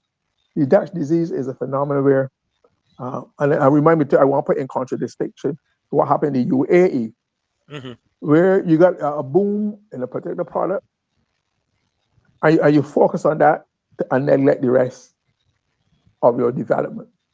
Look at so Trinidad now will suffer in a way that United Arab Emirates, remember UAE, they also were the oil giants, but they're diversified early. Out of oil, they knew they still make money, but they're not as tight as before. Trinidad had been around long enough to have done that with proper development and planned, etc. I hope Guyana does not suffer the same fate, and I look forward to some point in the future. But there will always be a place for oil. Barbados could also benefit from that. What it seems to be offshore somewhere in Barbados. So I'm saying that this idea of an influx of in the 1950s, when they had the federation, when they had the referendum in Jamaica to decide whether Jamaica would enter the federation or not. You've probably heard me say the story because it's one of my most graphic pictures in my mind. I saw a Jamaica GLYNE with a picture of a big white pig lying on its side, a Jamaica mark across the side. And then where the nipples on the mother's body would be Barbados and St. Kitts, and all the small areas were named as though second Africa. And that obviously hadn't reflected Jamaica's thinking of the time. Yes, right? yeah. And so these are the old, and these things are passed on from generation to generation. The talk, the attitude, the stereotypes, the stories, and therefore you cannot always assume that these things, which can be explained rationally and logically by fact, one still have to build in the emotional part of it and accommodate for that, especially of the host country. To me, that. And let me make the last point. Why I'm harping so much on this, that we should have been prepared. I don't understand. When I was in government, when we were introducing VAT, I think the VAT had been agreed to before the Barbados Labour Party came into power by the DLP, but it was something that the Prime Minister asked to agree with, and we kept it. Because what it did was to consolidate 11 different charges and customs duty into one. Yes, I remember that. Committee. But prior to that, even some people in the cabinet and the cassette were doubtful that Barbados should even implement it. Should even have to implement it. Should even try it, because it had a history of causing riots and overthrow of governments, etc., in countries where it had been tried. But we felt that we had a good case to put that. It made sense. It was good for Barbados. And given the nature of Barbados, I was tasked with, I chaired a committee to prepare and sell the idea of VAT to Barbados. We produced programs and things in newspapers and leaflets, etc. And it worked. Okay, so much so that we were able to send some of our officers to Bahamas and St. Belize, etc., to help them with a program to make it acceptable. So I'm saying, how can you spend so much time and money and effort and resources on Carry Fest, which is a fact? I cannot find time, or they're not dawn on your mind that something which is so fun going to fundamentally change Barbados way of life and composition of Barbados, that you don't spend any effort for equal presentation to the public. Unbelievable.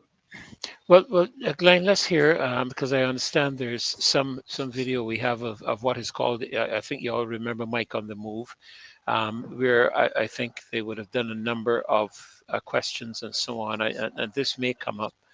And of course, you remember the call-in segment. I want to encourage you guys listening, 2367000.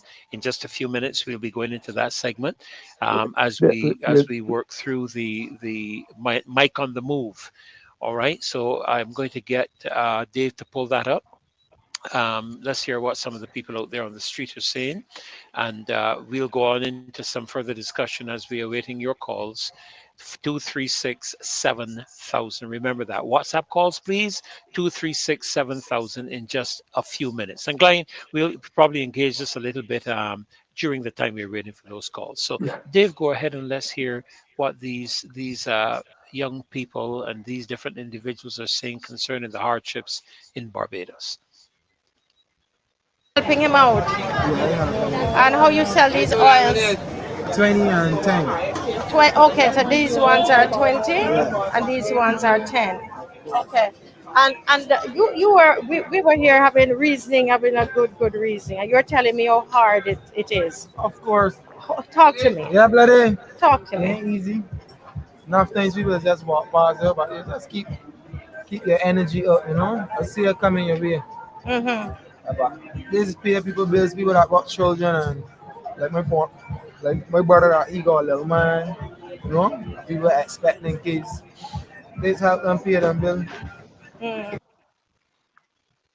The system is making the jobs for me to go or let me give you things to provide things, you know, like opportunities. There's a lot of limits to the opportunities that Barbados gives. And it could be more opportunities granted though. You know, they got a lot of wasteland or land that just there. We don't mind who's the owners, but things can plant on the land, cut down some of them trees that ain't doing nothing, and plant the ones that doing something. But they got trees that's take like 7 to 8 years to get to the potential to start bearing. So we ain't got 7 years, but you know, a bottling the sun 7 years don't look good. You understand? So you got to plan ahead, plan for your future. You Right. master me, G? Yeah, and you were saying before that there's some people that they get up in the morning and you said something that was so profound. You mean how they get up? Yeah. Others. So talk to me about that. They get up. They have a tile floor. Talk to me. I think. You got some people that house is secure, right? Fully paid, fully sealed. You know, the conditions are very great. Then you got some that houses are, you could see, very bad conditions that children still live in. You understand? Life under. The ones that can help and change that condition don't even want to see it. But they would never let you live in the same position. You understand? They're going to be come and bed, live nice, knowing that they have opportunities and have resources that they can make your house just as good. The Indians is doing it. The Indians making sure all the houses or all the lands them buy, seal up house, got big yard wall, shutting out others. The man providing to help others or making money to help others, but when they open a store in town, we them is look forward to sell the things. If them is selling you see them is bring things outside, the drop the prices very cheap. Them is do things just to get the money that we have so that their business will flourish. So that the people is who helping you see another day and get food just for the others. Yeah. Wow, that is so deep. So You are on a whole nother level. Not only the government, if the Indians know, then got 3, 4, 5. I like talking to this woman. Yeah. This woman wants to spread the knowledge, right? Yes. You see, I have a couple millions, and you have resources to borrow, because that's what the prime ministers are doing, borrowing World Bank money, big amounts, yes, and they're taking it. I don't know what they're doing with it. Building these 2, 3, 4 worlds. That ain't the money that you borrow at all. I hear about trillions and billions money I never ever see, but see them and the Indians put forces together. You understand? And take the money that they have just there sitting doing nothing, that them could help give others, make sure other people eat. If you need help, like medical help, if you mad, I believe madness is come with starvation. And you understand? If somebody, lack of nutrition.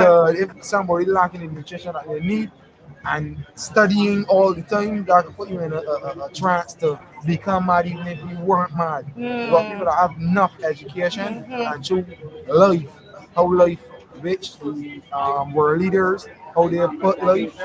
You understand? Put me on a scale that if me am begging, then me feel like we going through name bad. They know that we eating. People should be eating 3 times a day. We got lands that you could get enough people get into the. I mean, give people love, though. Give people more money and more like things that they can do to help their family. So if I was a farmer, I love farming. You do. You understand? You know, I seeing what I love doing. Yes. So I gain opportunities now to even get more cattle, get more sheep, get more whatever it is donkeys. We ain't studying the money anymore. We just studying if they got more sheep, there's more food to eat. That means the shelves full of food. You understand? So resources should be building things like that, getting lands and making sure these people so you're saying that some of these young men would go into agriculture. You think so? Yes. But if I work and I have no place to live, I go and rent and spend all the money I don't work hard for. I gonna look for ways to make faster money. I ain't saying it could be the right or the wrong, but I gonna look for ways to make faster money, knowing Makes the sense. condition I'm living under. Yes. Plus doing this work, that's two types How, of how trauma. difficult is your life, you think? My life, Mhm. well, every life is be difficult, but me, I try to make the best of the record, you know. But I could see things that could be better. Like people ain't studying, make it better for the youth, make it better for the people that want to make it better. You Is understand? Barbados? Do you think the average young person like yourself find Barbados a very difficult place to live it right now? Because of opportunities and things to do. We've seen a lot of events, a lot of parties, a lot of alcohol drinking. So, and you don't like the right? parties and the I drinking? ain't saying partying is bad, or if you living, you should party too. You know, have fun. That's what it's called, partying, having Right. fun. But I can see people. You see people trying or looking to meet this goal. You know, like pass this level of success or be successful in the world. And they will do it in ways like you got artists that could draw good but can't get a painting sold. Huh? Even the police is walking with bulletproof vests with guns on. You understand? More guns than they need, you know. You understand? You got 3, 4, 5, 600,000. Every police have a gun. One of them portraying violence, boycotting these things. That's always look at it. Meaning, like, if somebody knows studying anything to do crime, they know our police coming with a gun. So people preparing when they go to do crime from the beginning, from seeing what the police pushing crime with weapons, weapons of destruction.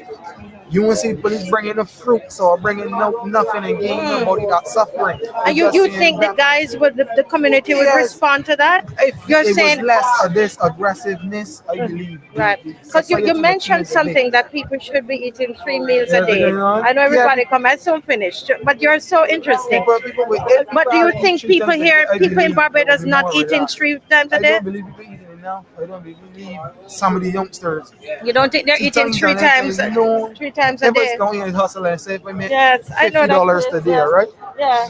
And when they make $50 today now, alright, so a chicken in the store like $33. Yeah. And I ain't paying a bus fare yet. You understand? Wow, So yeah. all I going home is eat is chicken. So you can't eat 3 meals a I would day. eat 3 meals out of just chicken. Very rice, ready, other stuff. Yeah. Everybody rice ready. The ingredients now to make them taste good. Wow. You gotta look for another path. So it's just like, and the prices. A chicken should never be that expensive. Raising a chicken and hatching a chicken, and if them bring on the cost of living, right? Yeah. And how much you gotta pay for pinnacle feed, Roberts and them places. If them bring on the price of that, and cause you still can plant the things that them is going to feed. You understand? And let the earth replenish and bring forth food for the whole living on the land. Yes. It shouldn't be that expensive. And then you get more workers for like all of you. If you don't work, you don't eat.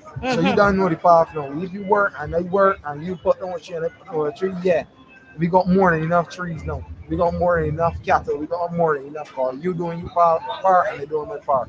And we ain't looking for money. We just making sure the shelves stock. When children born, they get this allowance. They got food to eat. I believe players will be happy. Then when you partying on, you have your kids and think I won't want to kill you. Or you know, like I have a lot going on for me and I won't be so angry. But you know, a lot of people. I'm finishing now, but they think that all you guys want to do is party. You know. Yeah, and them But, taking but you think majority but you're saying it's not true. yeah, it ain't true.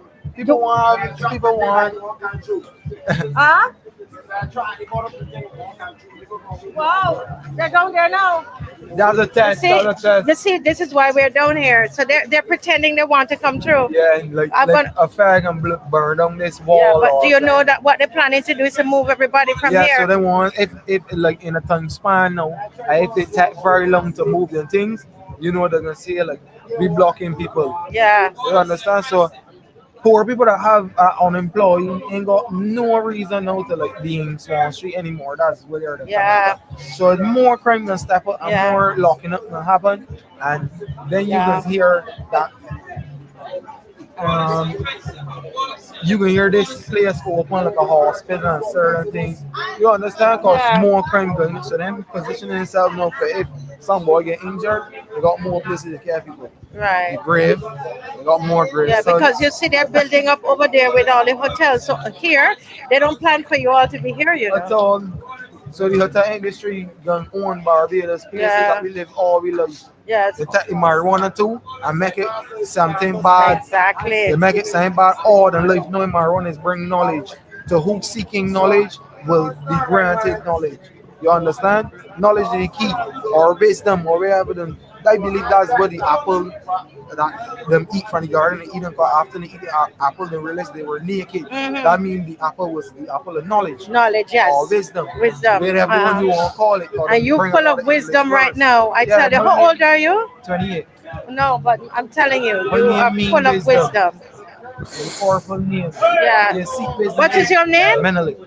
Melanin? Menele. Menele, and it means wisdom. Son of Solomon. Well, Son of wisdom. you see how I stop here along with you? Because you don't even realize you're spitting out some truths, right? Because that is amazing. Going on, like as I age in 2000, well, I when I had a drinking problem, but he was more happier. He was more happier, and everybody was more happier. You used to see more money and more tourists. When Owen Arthur, yes, you have more Ghanaians, more Jamaicans. He was letting everybody come. Yes. They say he I'm was a Jamaican. drunkard. Yeah. You understand? Yeah. But he did also say it. If me and Motley get in power, we gonna regret it.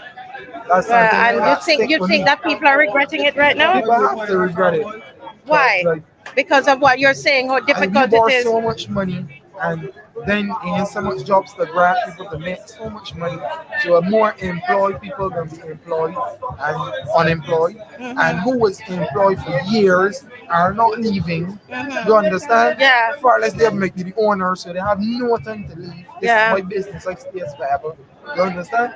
So like it's very hard for the upcoming, even an artist that doing music, a person that's selling natural juices, like BBC corrupt and endless amount of people cancer, diabetes, all of these things with this drink that they be selling. Whatever, I don't even know what the nonsense is, bro. Carbonated drink. Carbonated, too much sugar. Yeah. You gave me a amount of grams that in a bottle should not be. Yeah.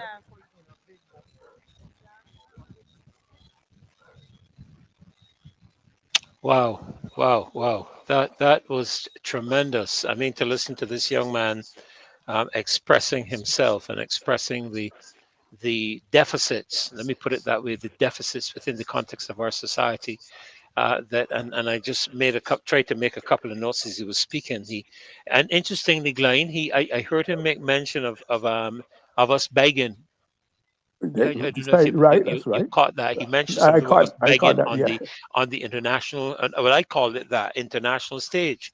He talked about all the money we are borrowing, and it was like he wasn't talking about us borrowing, but more like we going out there begging for things. You know, he spoke about something that I think I've heard people referring to, the whole aspect of mental illness. You know, I heard him touch on that. Conditions that make persons pursue trying to make money fast because they can't make a living. You know, it sounds like a very difficult predicament and environment. Just before you comment, just let me remind you, we are into the 9 o'clock hour. Loyal opposition. 2367000 2367000, and you can make your contribution, your comments, your questions. If we here in the panel you want to ask us questions, we can try to answer those questions, or if there's a contribution you wish to make, please go right ahead and make those calls. We'll be looking out for them. 2367000 WhatsApp, remember, on WhatsApp, and we'll be happy to hear from you. Yes, GLYNE, very quickly before I go to Rose. I believe he said some interesting things, which are worth considering and examining. But I think I got the impression underneath of it all, when they analyze it, he is looking for something to believe in, a philosophy. Yes. Something that would give him guidance. Because that was saying, when we were growing up, there was a philosophy about life that helped to guide you, help you advance in life. The governments of that day, the BIP and then the DIP did it, but nobody longer talks about democratic socialism. If you do that, the World Bank and the IMF will run from you, because it's supposed to be communist stuff. Right? Those are the things that brought us out of abject poverty, where the government says there's certain areas of life that we must of necessity take responsibility for the ordinary man, the disadvantaged man. Education, health, housing, roads. Those are basic. And there was that philosophy that was government's moral and political and social responsibility. Now we are brought up to believe that those things don't matter, that you don't believe in that. You just borrow and spend a bill, and every man break for himself. Mhm. You break for yourself. That's how we Yes, got yes. free secondary education. That's how we got free health care, delivery, unemployment insurance. All those things because we recognize the response. Housing, that's what the NHC did. So under both governments did such wonderful work across by improved standard of life. And then under this government has been a disaster, an embarrassment in that area also. So I'm saying they've lost their focus. They've lost the reason why they exist and why they should go back to the basics. What are the basic needs of people? Help them get it, provide opportunity for them, and that will stabilize the society for a long time to come. Yes. Yeah, Rose, he made mention about things like systems not providing jobs and opportunities. And I was listening to him, and he sounds like a very well educated young man. I don't know to what degree, but he certainly is not an idiot. He's not a non-intellectual, so to speak. He is oh dear me, I think I pushed a rock. Okay, good. We have a caller on the line, Rose, before you comment. So let's take this call.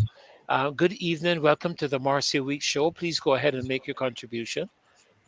Good evening. Good evening to everyone. Good evening. Good Good evening. evening. Welcome to the show.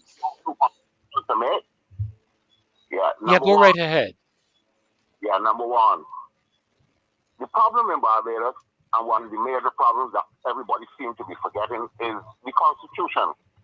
Does Barbadian people understand that the Constitution is the root to everything that goes on in the country? Is what people need? When Barbados first got independence, before there were any independence, there were a Constitution. I wonder if the people remember this. We have now what they call republic. Up to now, we haven't had a Republican Constitution. Up to now, we haven't had any representation of the people. The Constitution is the major representation of the people of the country. How could you have a republic without having a Constitution? I think that is putting the cart before the horse. Before the horse. Yeah, and whenever you put the cart before the horse, do not expect the cart to pull the horse. You need the horse to pull the cart. And it's a serious thing because as far as I know, a constitution is so important in the country that even the things and the laws that are being passed are null and void when you don't have a constitution. And this is things that I know the lawyers and the members of parliament and everybody in Barbados knows. But my problem is why everybody is forgetting it and talking about we have an old constitution and we have this and we have that, but not putting the horse in front of the cart. So we can't get nothing right. Number two, I was seeing the youth there speaking and everybody saying that the youth is intelligent. It's not that the youth is so intelligent, the youth is real. He's just speaking what he's feeling and the experiences that he has in Barbados. Because Canadian people are being marginalized. You can't get 10,000 Frenchmen that wrong. If all the youth can tell you this thing, when are we going to wake up and realize that the youth and all is feeling? This is what they call separation for a riot. Because the next step after this is to bring in people from all over the Caribbean and throw them in Barbados. With the problems that the people are having. In other words, they already don't have a chance. And then to bring millions of people or thousands of people into a country that's already overpopulated and inadequately dealt with. You can't get a good service at the hospital. You can't get a good job. You can't get a good to live. Is anybody seeing this remedy and this? That's like putting gasoline and playing with matches. Isn't anyone seeing these things yet? How long would it take for people of Barbados and the people of the immediate areas, the ghetto people, to show you what you see? The problem is us is that we always see the ghetto people as foolish. They don't understand what is going on. But here is a youth from the ghetto telling you what's going on, and people saying that he's intelligent. There's a lot more intelligence to come. Have a nice night, and I hope somebody wake up and see the gasoline before a march is struck. Have a nice night. Thank you very much. Thank you very much, caller. Thank you. Just checking to make sure we don't have any more on at the moment. Yes, Rose, you heard the young man speak, and of course you heard the comments just now from our caller. He made the comment, the youth are real, but I wrote down not just intelligent, because I think he sounded very intelligent, very articulate. I can't say where he's from in terms of his location. I'm not going to judge a book by its cover. But your thoughts, Rose, as you listen to him and the caller that just called in, what are some of the thoughts that you're having? And you're muted, so you'll need to unmute.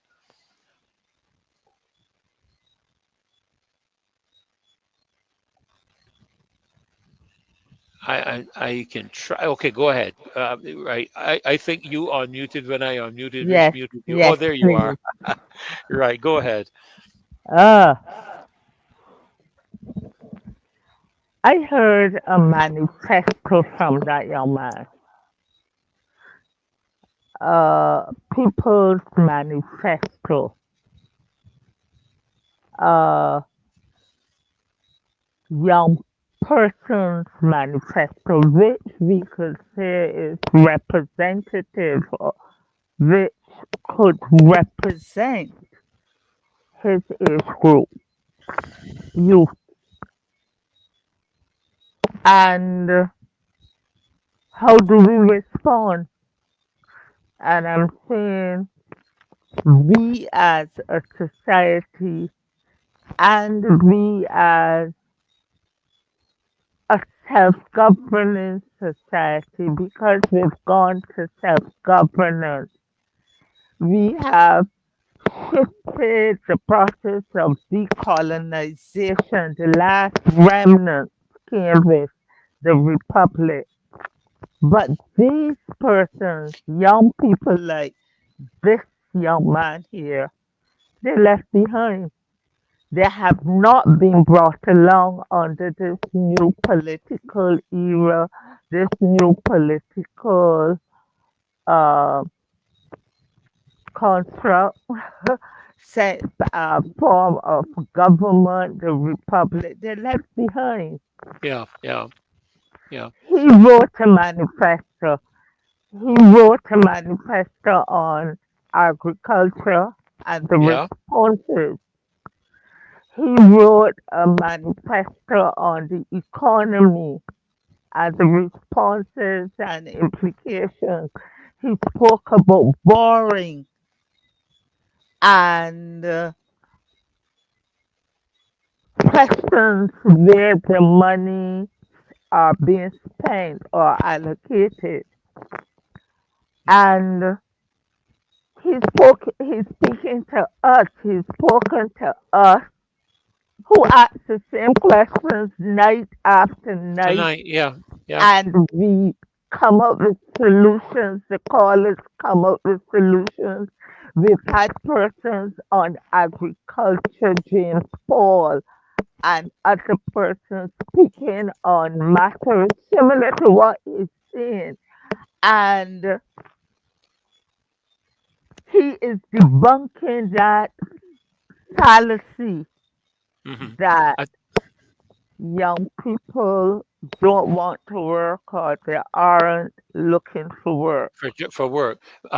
We have another caller, Rose. Rose, we have another caller. Please. So I'm just going to ask you to just stick a pin there for a moment. Let's take this caller. All right, just stick a pin in what you're sharing. Let's take the callers as they come. Good evening, caller. Welcome to the Marcy Week Show. Please go ahead and share your comments or questions.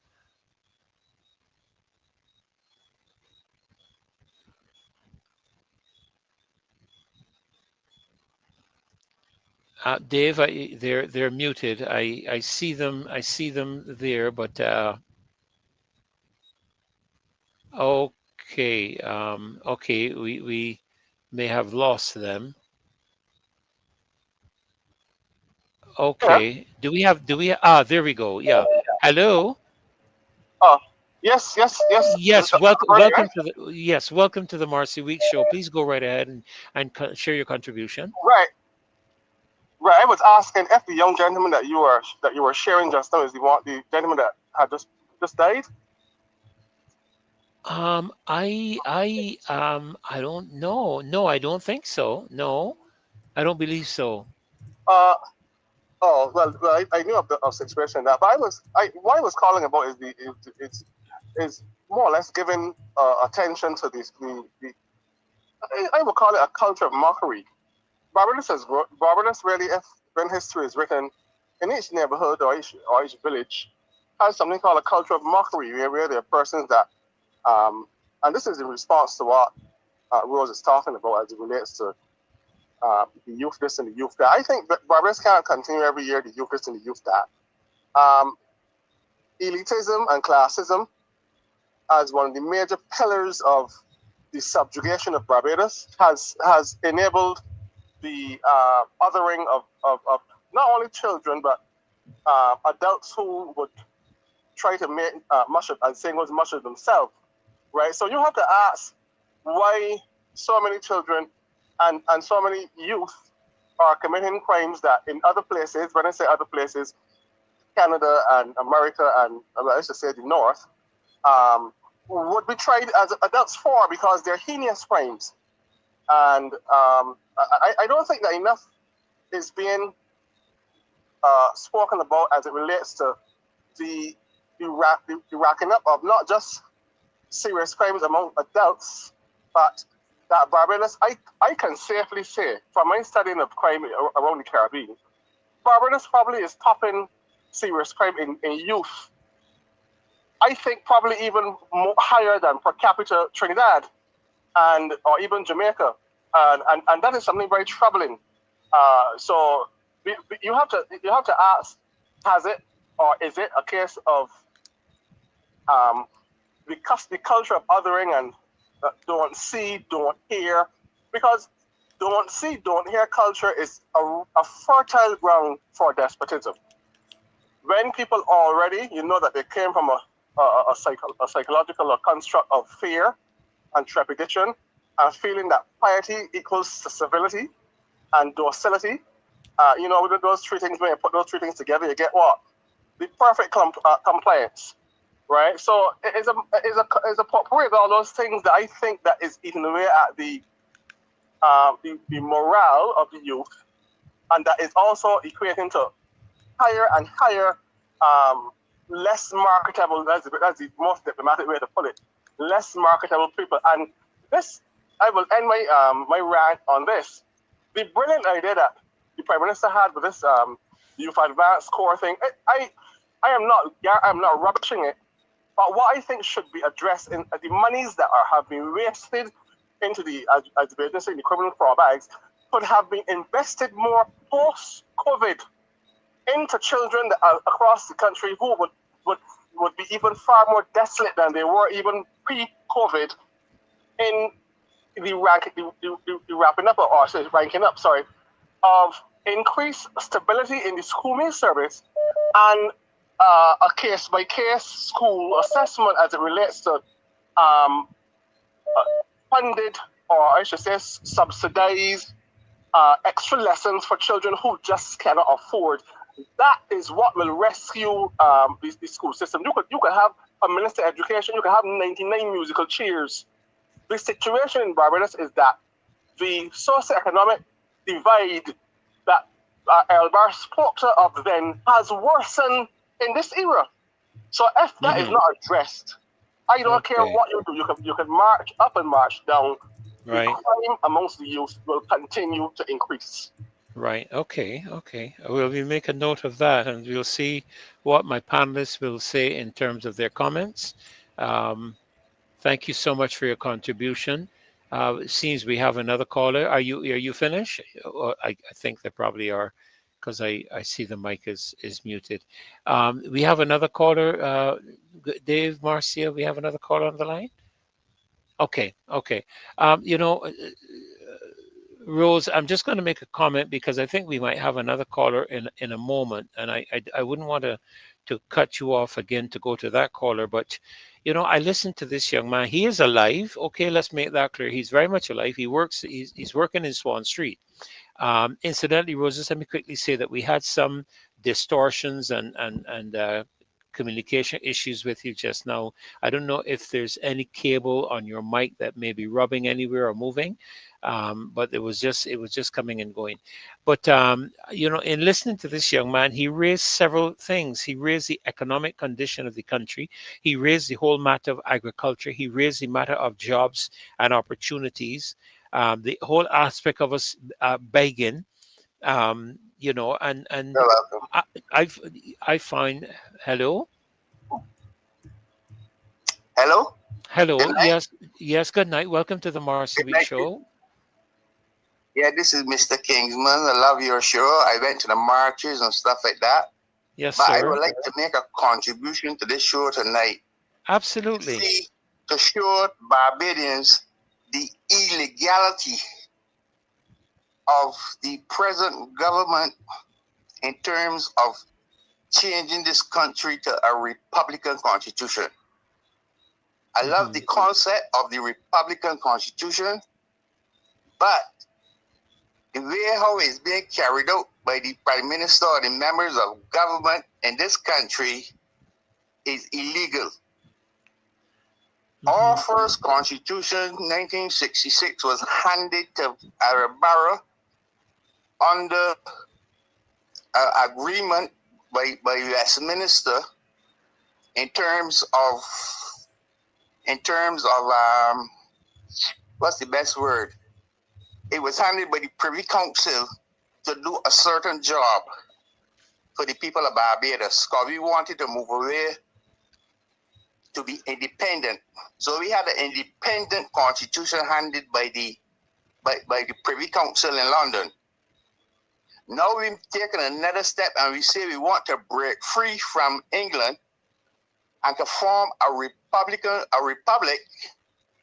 Then Mayor Motley had the opportunity that the constitution now should be springing from the soil, which we call autonomous, springing from the bosom of the people of Barbados. And when she won the election and she do that monkey foolish thing by changing the name, just a name of Governor General, she did very wrong. Because the people of themselves should have a say in the democratic processes of this country, which we call Barbados, which we live in. So even though Marcia has outlined the different types of constitutions in her last show, Yes. she didn't really highlight those important factors that we, the people of Barbados, need to know. If you're doing a new Republican constitution, it should be autonomous, springing from out of the bosoms of the people, not something handed from the Privy Council and then you just change the name and think that you could get away with it. And that is why I believe that she is now choosing Colonel Jeffrey Bostic to be the president, because she wants to run a police state, and because he's a part of the army, or was a part of the army, or still is a part of the designation as a colonel in the army. When she decides on her own to do something in the country and to call out the army upon the people in Barbados, she got a colonel as a designated president.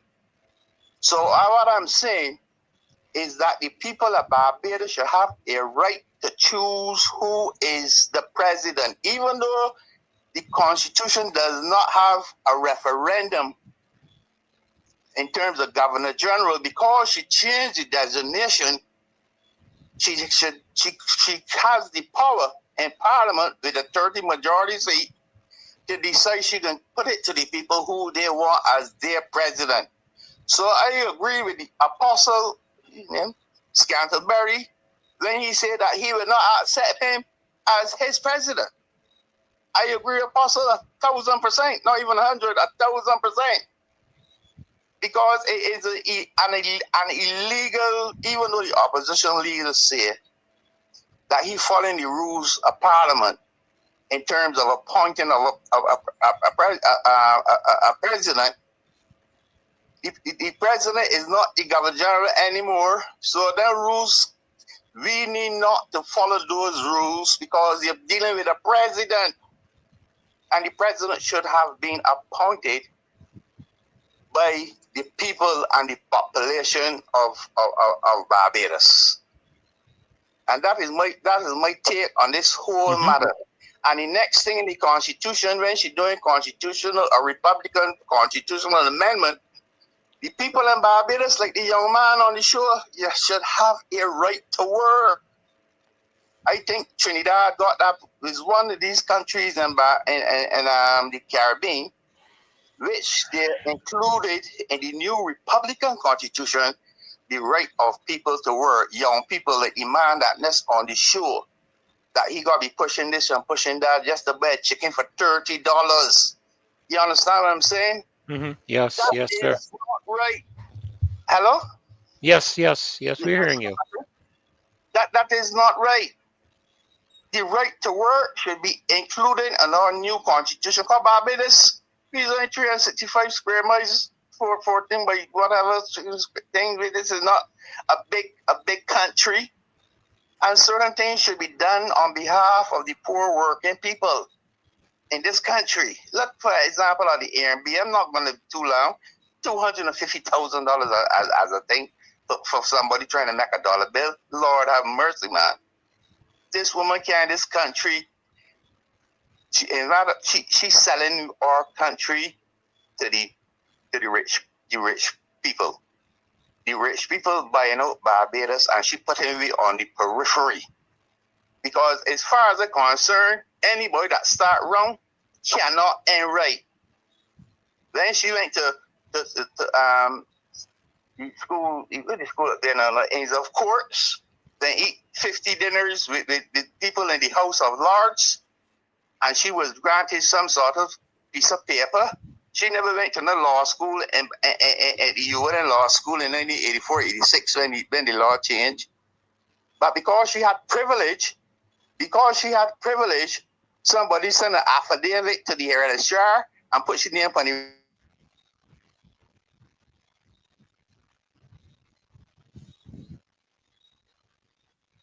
Yes. Okay. Okay. Thank you, caller, for your contribution. GLYNE, Rose, a number of things being raised. I mean, we're hearing this matter of the Constitution coming up again and again. I thought that, and of course, again, reference again, GLYNE, to Colonel Bostic. I will say that personally, I have respect for Mr. Bostic, for Colonel Bostic, on the basis of his military experience. I am not going to assume anything to do with him being utilized. But I will say this, GLYNE, that it is my feeling that if you are associated with any political party in Barbados, that from the time you assume an office of this nature, you should resign from the party. You should be completely removed from any involvement with any partisanship aspect whatsoever. As a matter of fact, I have spoken with some young people who feel that from the time you become a minister, you should give up all of your involvement per se with a party, because you are a minister for the people of the country. And as such, partisanship has no place in your responsibilities. And that's coming from some of the young people I've spoken to. Rose, you were making some contribution just before the caller made that call. The caller came in. Just let me see if there's, we seem to have another caller on the line, Rose. So you're going to have to hold on a little bit longer. Good evening, caller. GLYNE, I'm not seeing any movement in your picture, so I don't know if you're frozen. You might need to go back out and come back in again, my friend. Good evening, caller. Great to have you joining the What Marcy Week show this evening. Please go ahead and make your contribution. Yes, I want to know that America is a very beginning Barbados. Barbados want America enemy. America get rid of citizens that not stay, send them back to the Caribbean all over, and Barbados gonna receive. They're not. America refuse. Send back. Sorry, could you repeat that question? I said that America Uh-huh. is a way bigger. The United States is a way bigger than Barbados. Uh-huh. So Trump, he said to deport all from the states back to the Caribbean. So I think that relates to those who are considered to be there illegally or don't have a legal standing in the country, which of course I think if we are honest, we would admit that many West Indians So are in Barbados, are in the Caribbean illegal. I mean, are in the United States illegally. That's a fact. Barbados will be the dumping ground now. But them deport. Sorry? I said Barbados will be the dumping ground for all those some of them that get No. Barbados only receiving people who are Barbadian nationals who would have been in the United States illegally.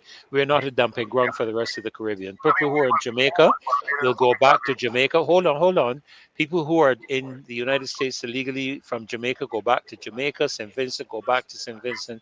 We are not going to be the dumping ground of everybody in the Caribbean. That's not the case. Okay. All right. Okay. Thank you for your call. Blessings. Yes, Glenn, go ahead. Yeah, there were some factual inaccuracies that were put out, which I thought I have a responsibility. Yeah, go ahead. To correct. And the last one was, but the last one, the concern about the speculation that a future president, he could be called upon, Colonel Boss could be called by the Prime Minister because he's come from the BLP and the Army. But as far as I know, the president is Commander-in-Chief of the Armed Forces. Yes. Already has a role in that. That is why to use the defense force on the streets with the police, that has to come through the president.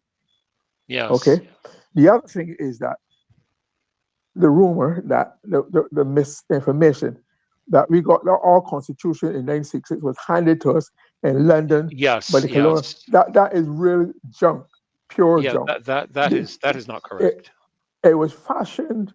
The delegation for the Democratic Labour Party, yes, for the Barbados Labour Party, Barbados National Party, as it then was, that went to London and negotiated this constitution before it came to Barbados. So it really raised them.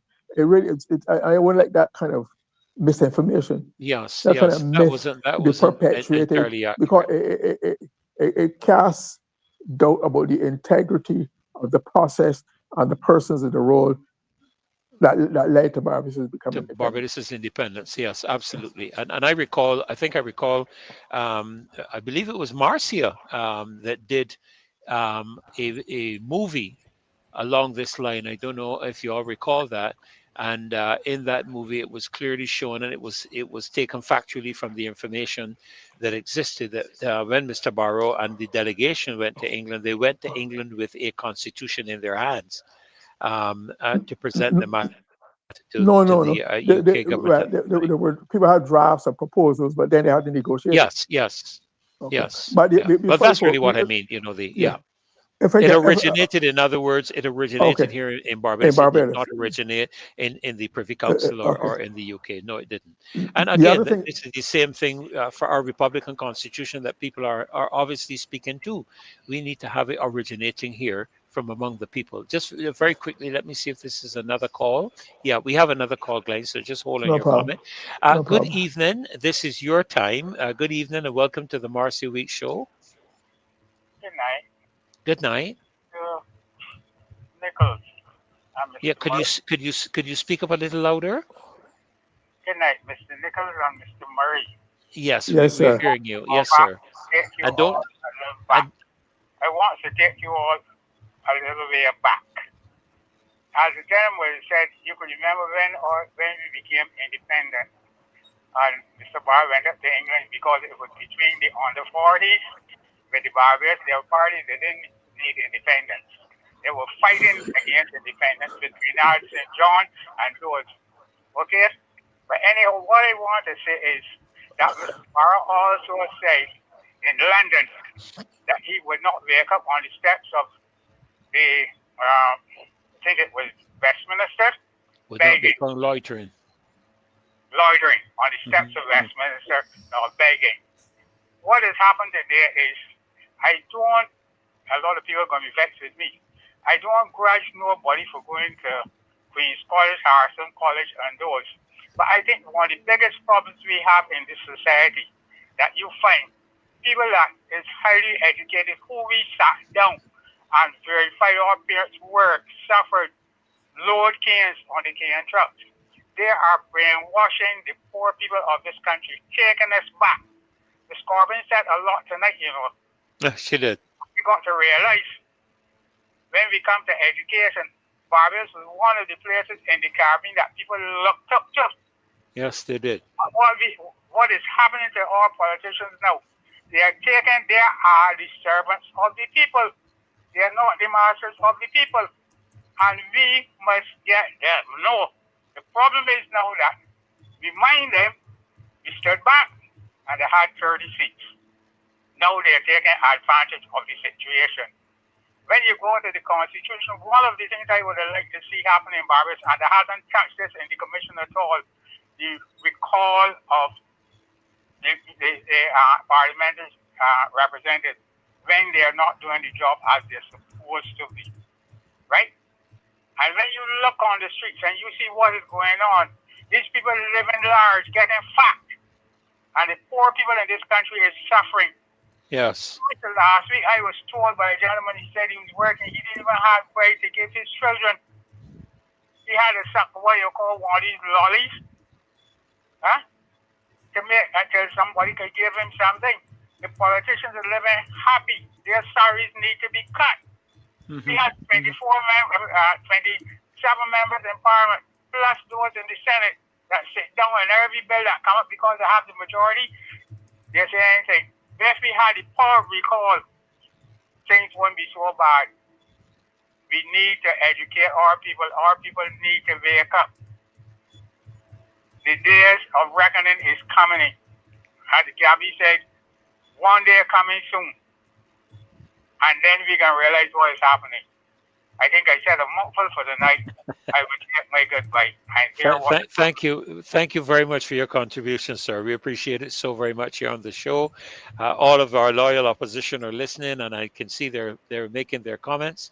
But thank you so very much for your call. Thank you, caller. Just before you jump in there, GLYNE, just let me push this March for Integrity.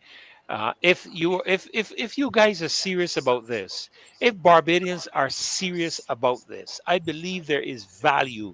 The United Kingdom is showing us, Australia is showing us, Europe is showing us that there's value in protests and peaceful protests. We're not going out there looking to change a regime by force of arms, but we are marching this coming Saturday, 27th of September, 10 o'clock. We begin from just around by the Kensington Oval, between Kensington Oval and the DeCosta Mall. That's where we assemble, and we're going to be marching from there to Independence Square this coming Saturday. We have the Integrity in Life, in Public Life legislation, pulling back the car rental levy, the whole matter of the tourism bill, a number of things that are going to be addressed in this March. And I want to encourage you to get out there and support your country. This is not the Marcy Week show, you know. A lot of people seem to think that this is all about the Marcy Week show. It's not. It's about Barbados. It's about you taking back your country out of the hands of partisanship politicians and looking after what we have pledged, allegiance to our country and to our flag. And that's what this march is about on Saturday. And I want to encourage you to come out and let the governments hear your voices. That's what the Prime Minister said when she was in opposition and stood on the back of that truck and said, I make this solemn promise that you will always be able to speak out and nobody is going to silence you. So let's get out for this march this coming Saturday, 27th, 10 o'clock by Kensington Oval. Okay. Yes, I thank you, Dave. And Nepal, he's just reminding me, Nepal also, they're marching, a number of places that are marching. When we went to the caller, Glenn, I'm just going to let Rose Well, pop in quickly because she was speaking when I went to my first caller. And if it's okay, I'd like to just let her finish what she was sure, saying sure. Of and course. then come to yourself. All right. Of So, course, no Rose, you'll problem. need to unmute. I'll let you know if we're hearing you good and proper. Um,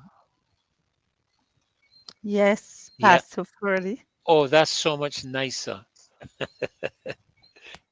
You were Uh, making some comments concerning what the young man was sharing. He was talking. You were talking about what I almost would call what was it you call it, a manifesto. Manifesto. Yeah, a yes, manifesto. Listening to him. he created a people's manifesto, um, an underground, not under, Yeah, on the underground ground. Yeah. manifesto. Yes. And he has highlighted what concerns them, but there is that gap. And from where I sit, that gap is widening. Yes, it is. It is. And when I hear him talking about, the very fact that he's on the street doing something that is so repetitive but brings no big monetary reward, um, shows that he wants to earn an honest living. But then when he explained his hardship about not being able to have 3 meals a day, and he did the mathematics on how much he might make a day, and then have to take bus fare out.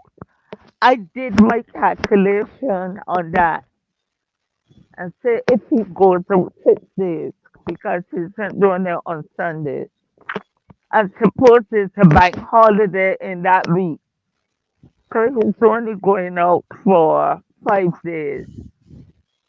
What does it look like for him? What is his contribution towards his upkeep in a family? These are the things that I am seeing more. And one of the callers, and I noted it here, he talked about the gasoline that is on the street. I keep, we've got to keep the match away from Yes. that Yes. From gasoline. igniting And I'm that. seeing the gasoline being poured on the street called education. And somebody might take up the box of match and draw that match, strike that match. I'm seeing gasoline on the street called health health provision. I'm seeing gasoline on the streets called crime and violence. I'm seeing gasoline on the street called safety. I'm seeing gasoline on the street called employment, unemployment, underemployment. I am seeing gasoline on the street called housing, lack of housing, inadequate housing, overcrowded housing. I am seeing gasoline on the street called water, lack of water, shortage of water, Hmm. sanitation, gasoline on Yes. the street called sanitation, lack of garbage disposal, regular collection of garbage. I'm seeing sanitation on the street called transportation, and on and on. And we've got to keep the matches safe, safe by asking those who govern. I'm seeing gasoline on a big street called indebtedness, and debt, and boring. I'm seeing gasoline on the street called frustration because of um, public servants not receiving their pay. And as that, Hmm. I had to write that analogy. Who will Right, keep right. the matches away from the hands that will strike those matches? It is a concern that we have. Everything is, it's like going. I would like a semblance of order. I would like this young man that we're seeing on the screen to get some answers.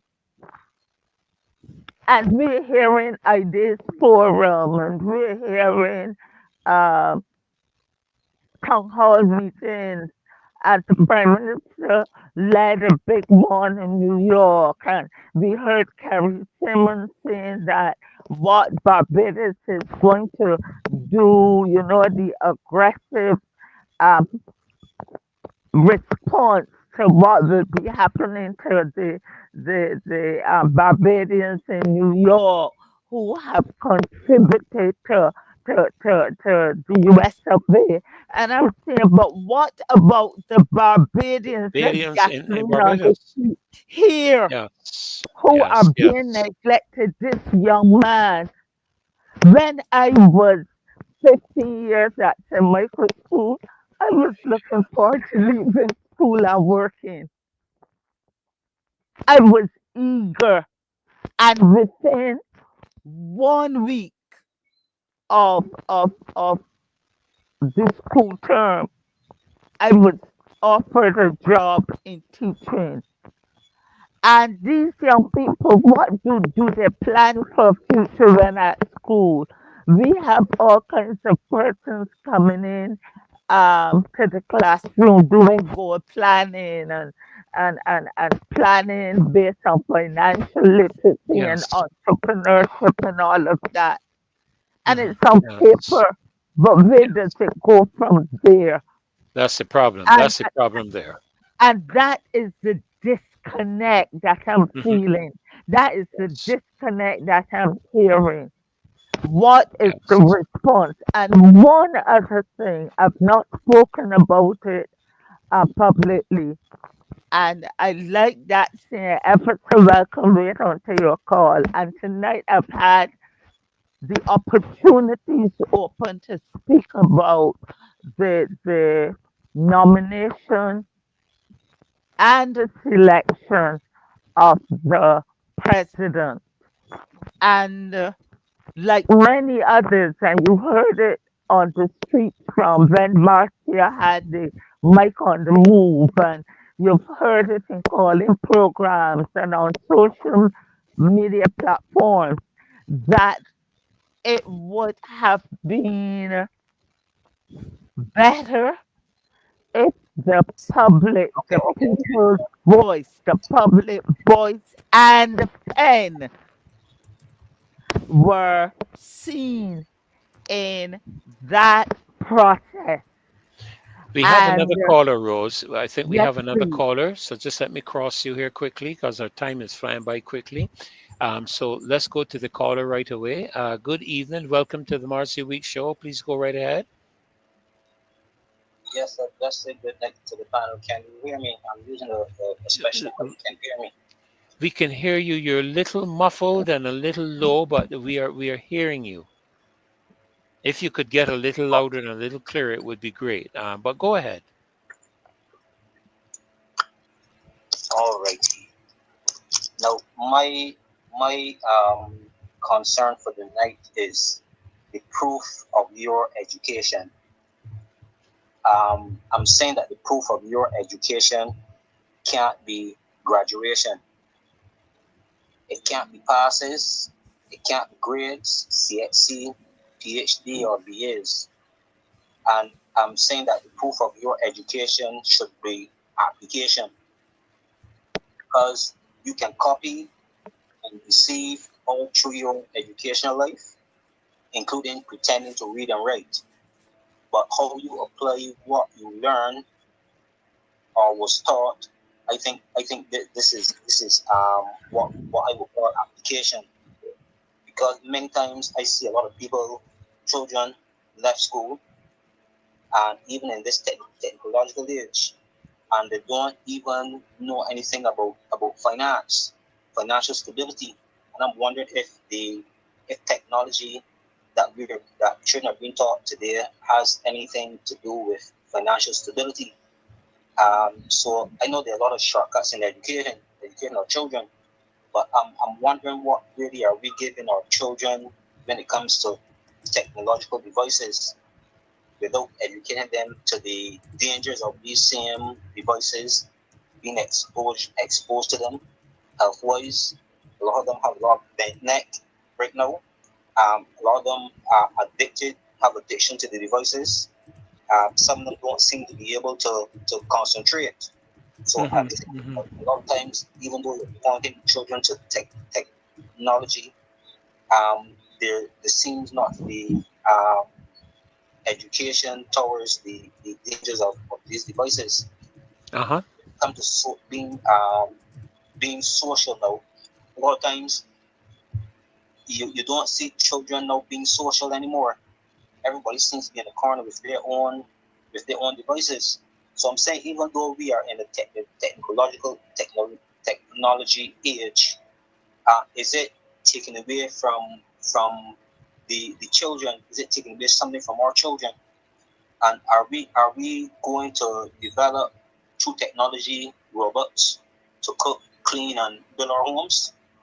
Are we going to start to import laborers because we are no longer able to do these things because we are more tech savvy?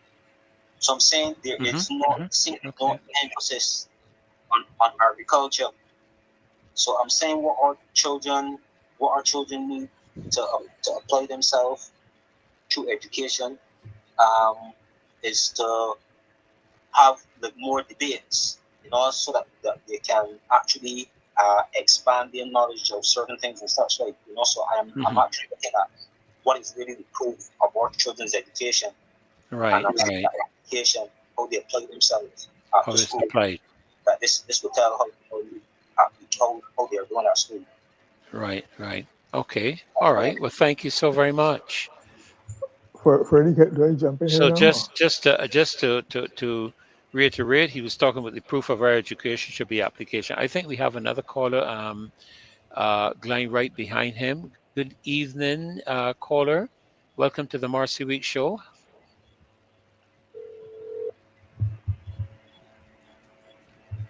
Hello.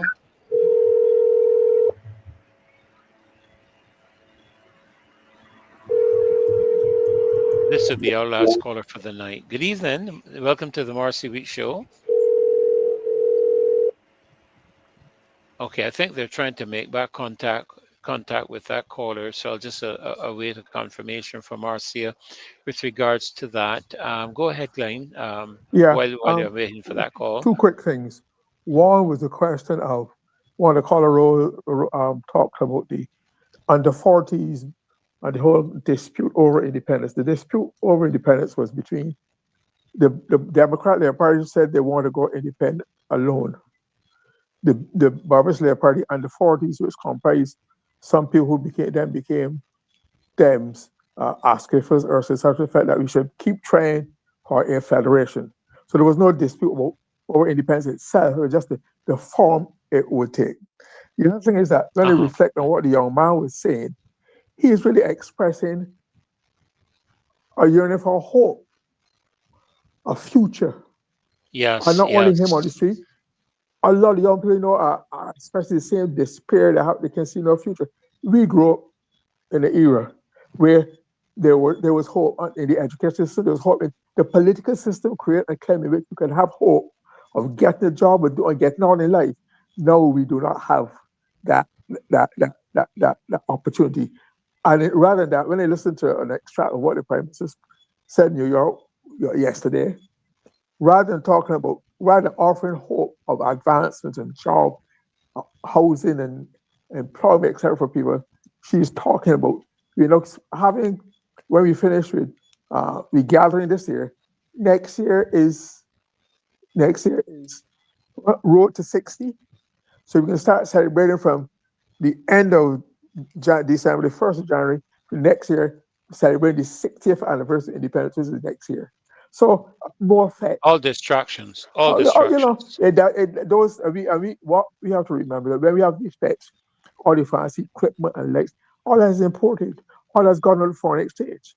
We are still yet to do anything indigenous, create Yes. anything that would give the people, young man, an opportunity to create, to do something, get involved, rather than just superficial matters.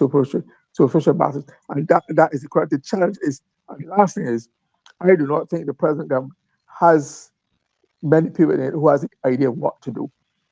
Mm-hmm. This is one of I the would. weakest government intellectually I've ever seen since 1951. Yes. I think.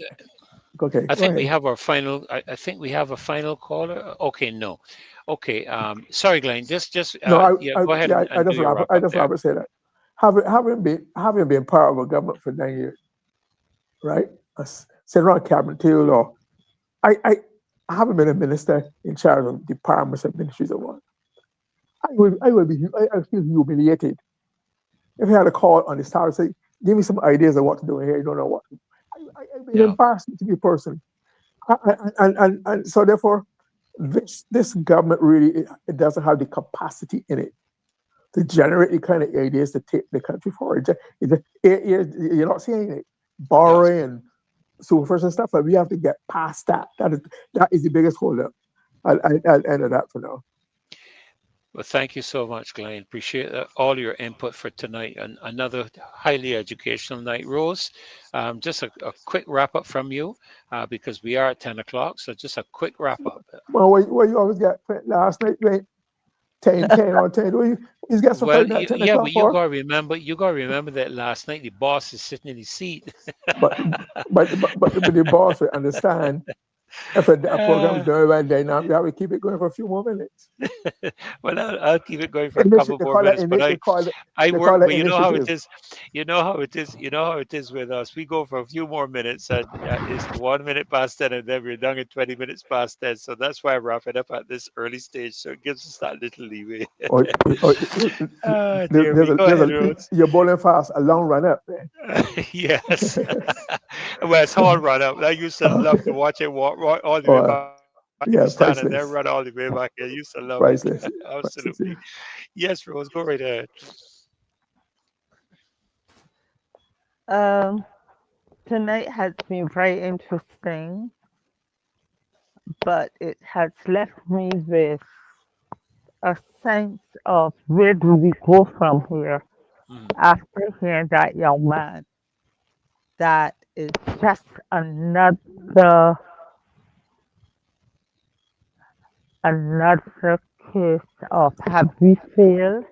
And when I say we, the system. As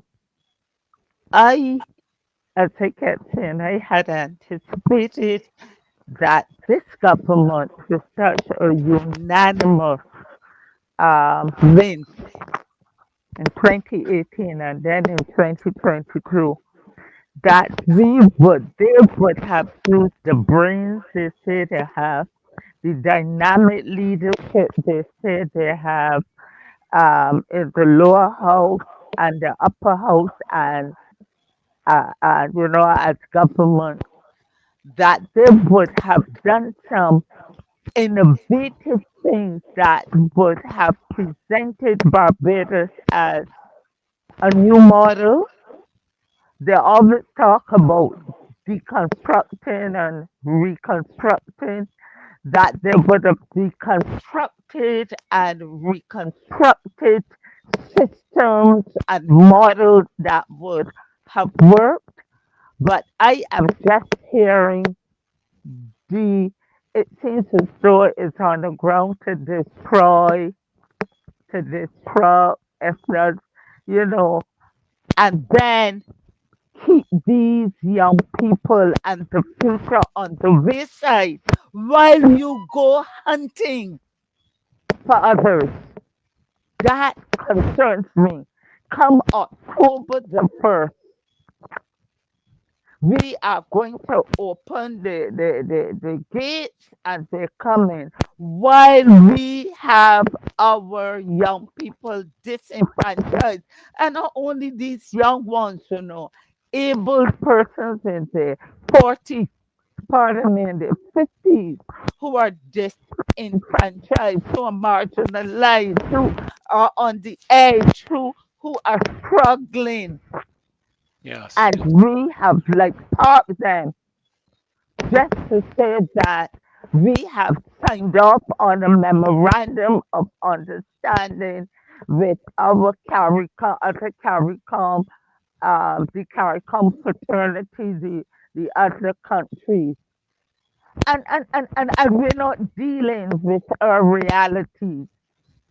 That bothers me.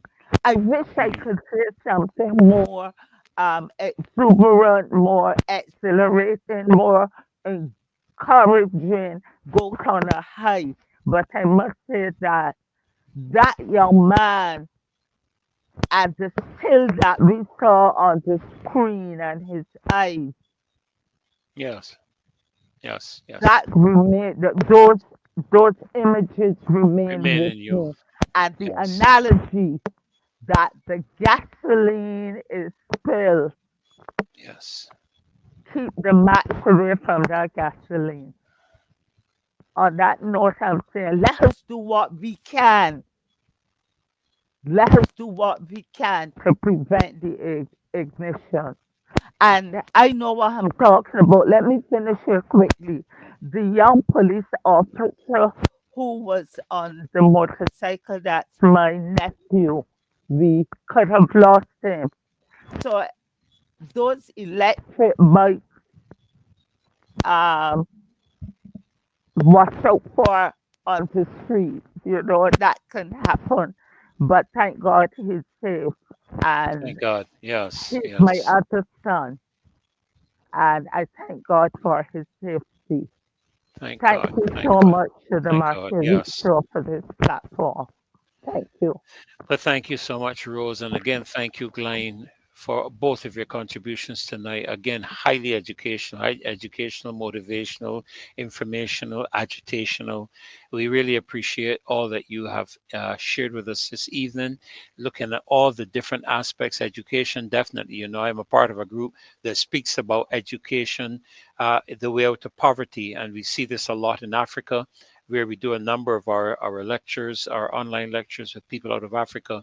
We see a lot of the education bringing a lot of those people out of their poverty. And we know that that is an opportunity for people to be able to make a move from where they are to where they want to be. And we are very thankful for that young man being very honest and being very clear, and speaking his mind and his concerns. And I believe, as I've said on this show before, government, rather than sitting down and making policy relating to youth, should do what Marcia has done, and that is go to the youth on the street. Now, I don't know. I subscribe to a lot of these town hall meetings. I want to hear from the people on the street, because I find that when the government has a town hall meeting, all of their lackeys turn up.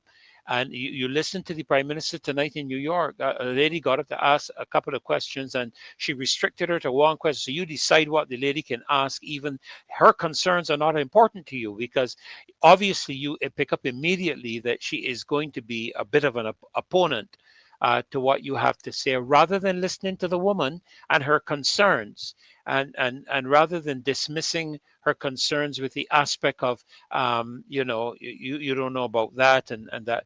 This is the problem we have, and this is the problem of accountability and integrity. And again, as I saw on the screen a few moments ago, this is what this march is about. We were promised an integrity legislation, and even tonight, as I was preparing, I looked it up, this integrity legislation was passed through Parliament, it was passed through the House, and it has never been proclaimed. And the Prime Minister is using the lackluster excuse that mechanisms are not in place. You mean you didn't plan for that?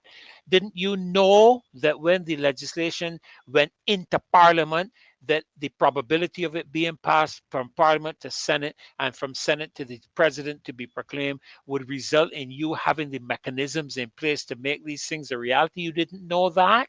You got to be kidding. I mean, when I worked with BS&T Motors, and we made our plans for the importation of the vehicles, we had everything nailed down pat. We knew what was going to be coming, what parts were going to be required, all these kind of things. And that's the deal with the vehicle. You're dealing with human lives here. You're dealing with people, and their futures. So I don't accept that excuse. I think it's a pathetic expression, a pathetic revelation of a lack of leadership. And that is really what it's all about. So I want us, and yes, we do deserve better.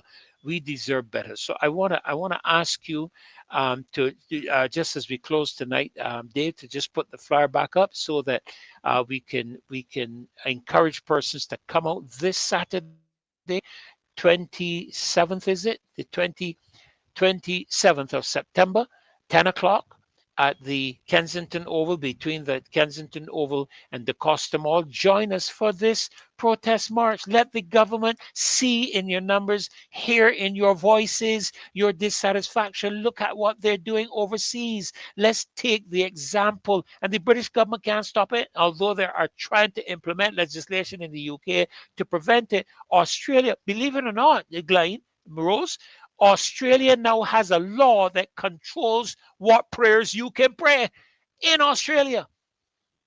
They now have legislation for that. So your prayers have to be approved by the government in Australia.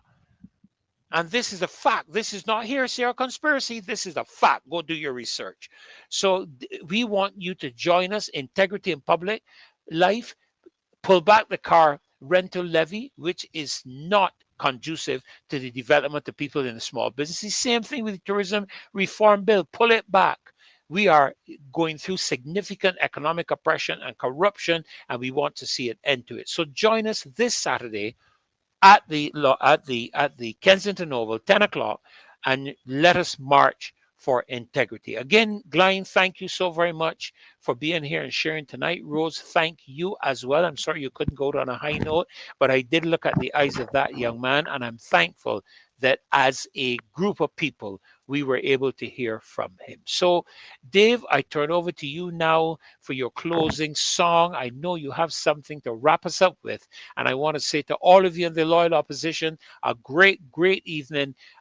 God bless you, and from a ministerial position, if I can pronounce a blessing on your life, the blessing of the Father, the Son, the Holy Spirit on every single one of you, and that all of your needs, I know, are going to be met, because he said, if he looks after the birds of the air that just drop from the air, he looks after the fields, the flowers of the fields that are here today and gone tomorrow, we are of much greater value. And so I bless you in his name and wish you a great, great night. Over to you, Dave. Lord God, boy, me can't get no work. The place hard, you know. Poor people crying, oh God.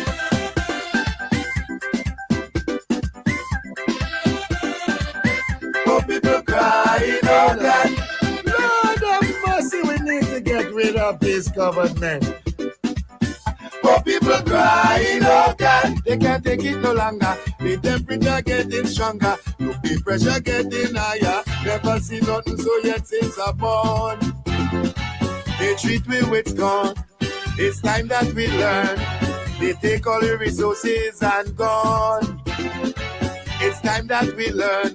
Brother man, look, I never see nothing so yet. Poor people crying, oh God. They can't take it no longer. The temperature getting stronger. The pressure getting higher. Poor people crying, oh God. They can't take it no longer. The temperature getting stronger. The pressure getting higher. I went on the market to buy some green peas, and while I was looking, I meet Anne Marie. She said, where you buying? I say, where you selling?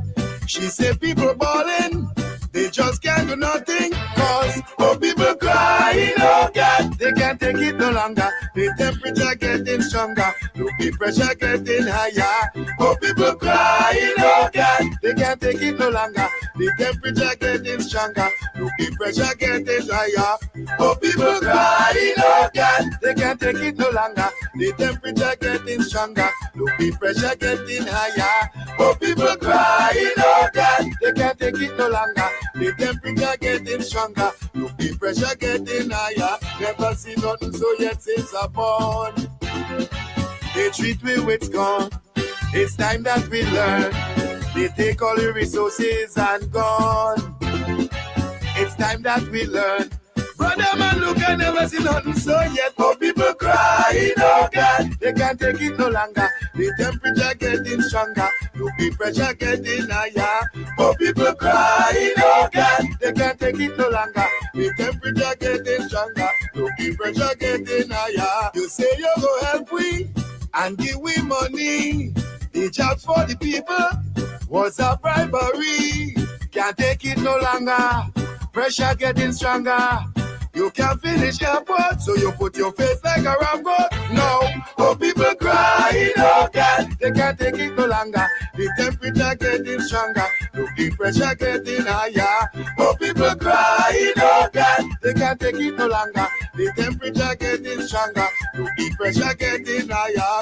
Oh people crying, oh God, they can't take it no longer. The temperature getting stronger, look the pressure getting higher. Oh people crying, oh God, they can't take it no longer. The temperature getting stronger, look the pressure getting higher. Never see nothing so yet since I born.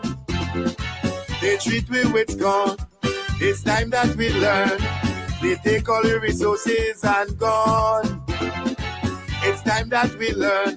Brother man, look, I never see nothing so yet. Oh, people crying, oh God, they can't take it no longer. The temperature getting stronger, look, the pressure getting higher. Oh, people crying, oh God, they can't take it no longer. The temperature getting stronger, look, the pressure getting higher. Like we've been infected, here in SPG, drinking up the Kool-Aid from the ULP, raising up chicken back, raising up this and that.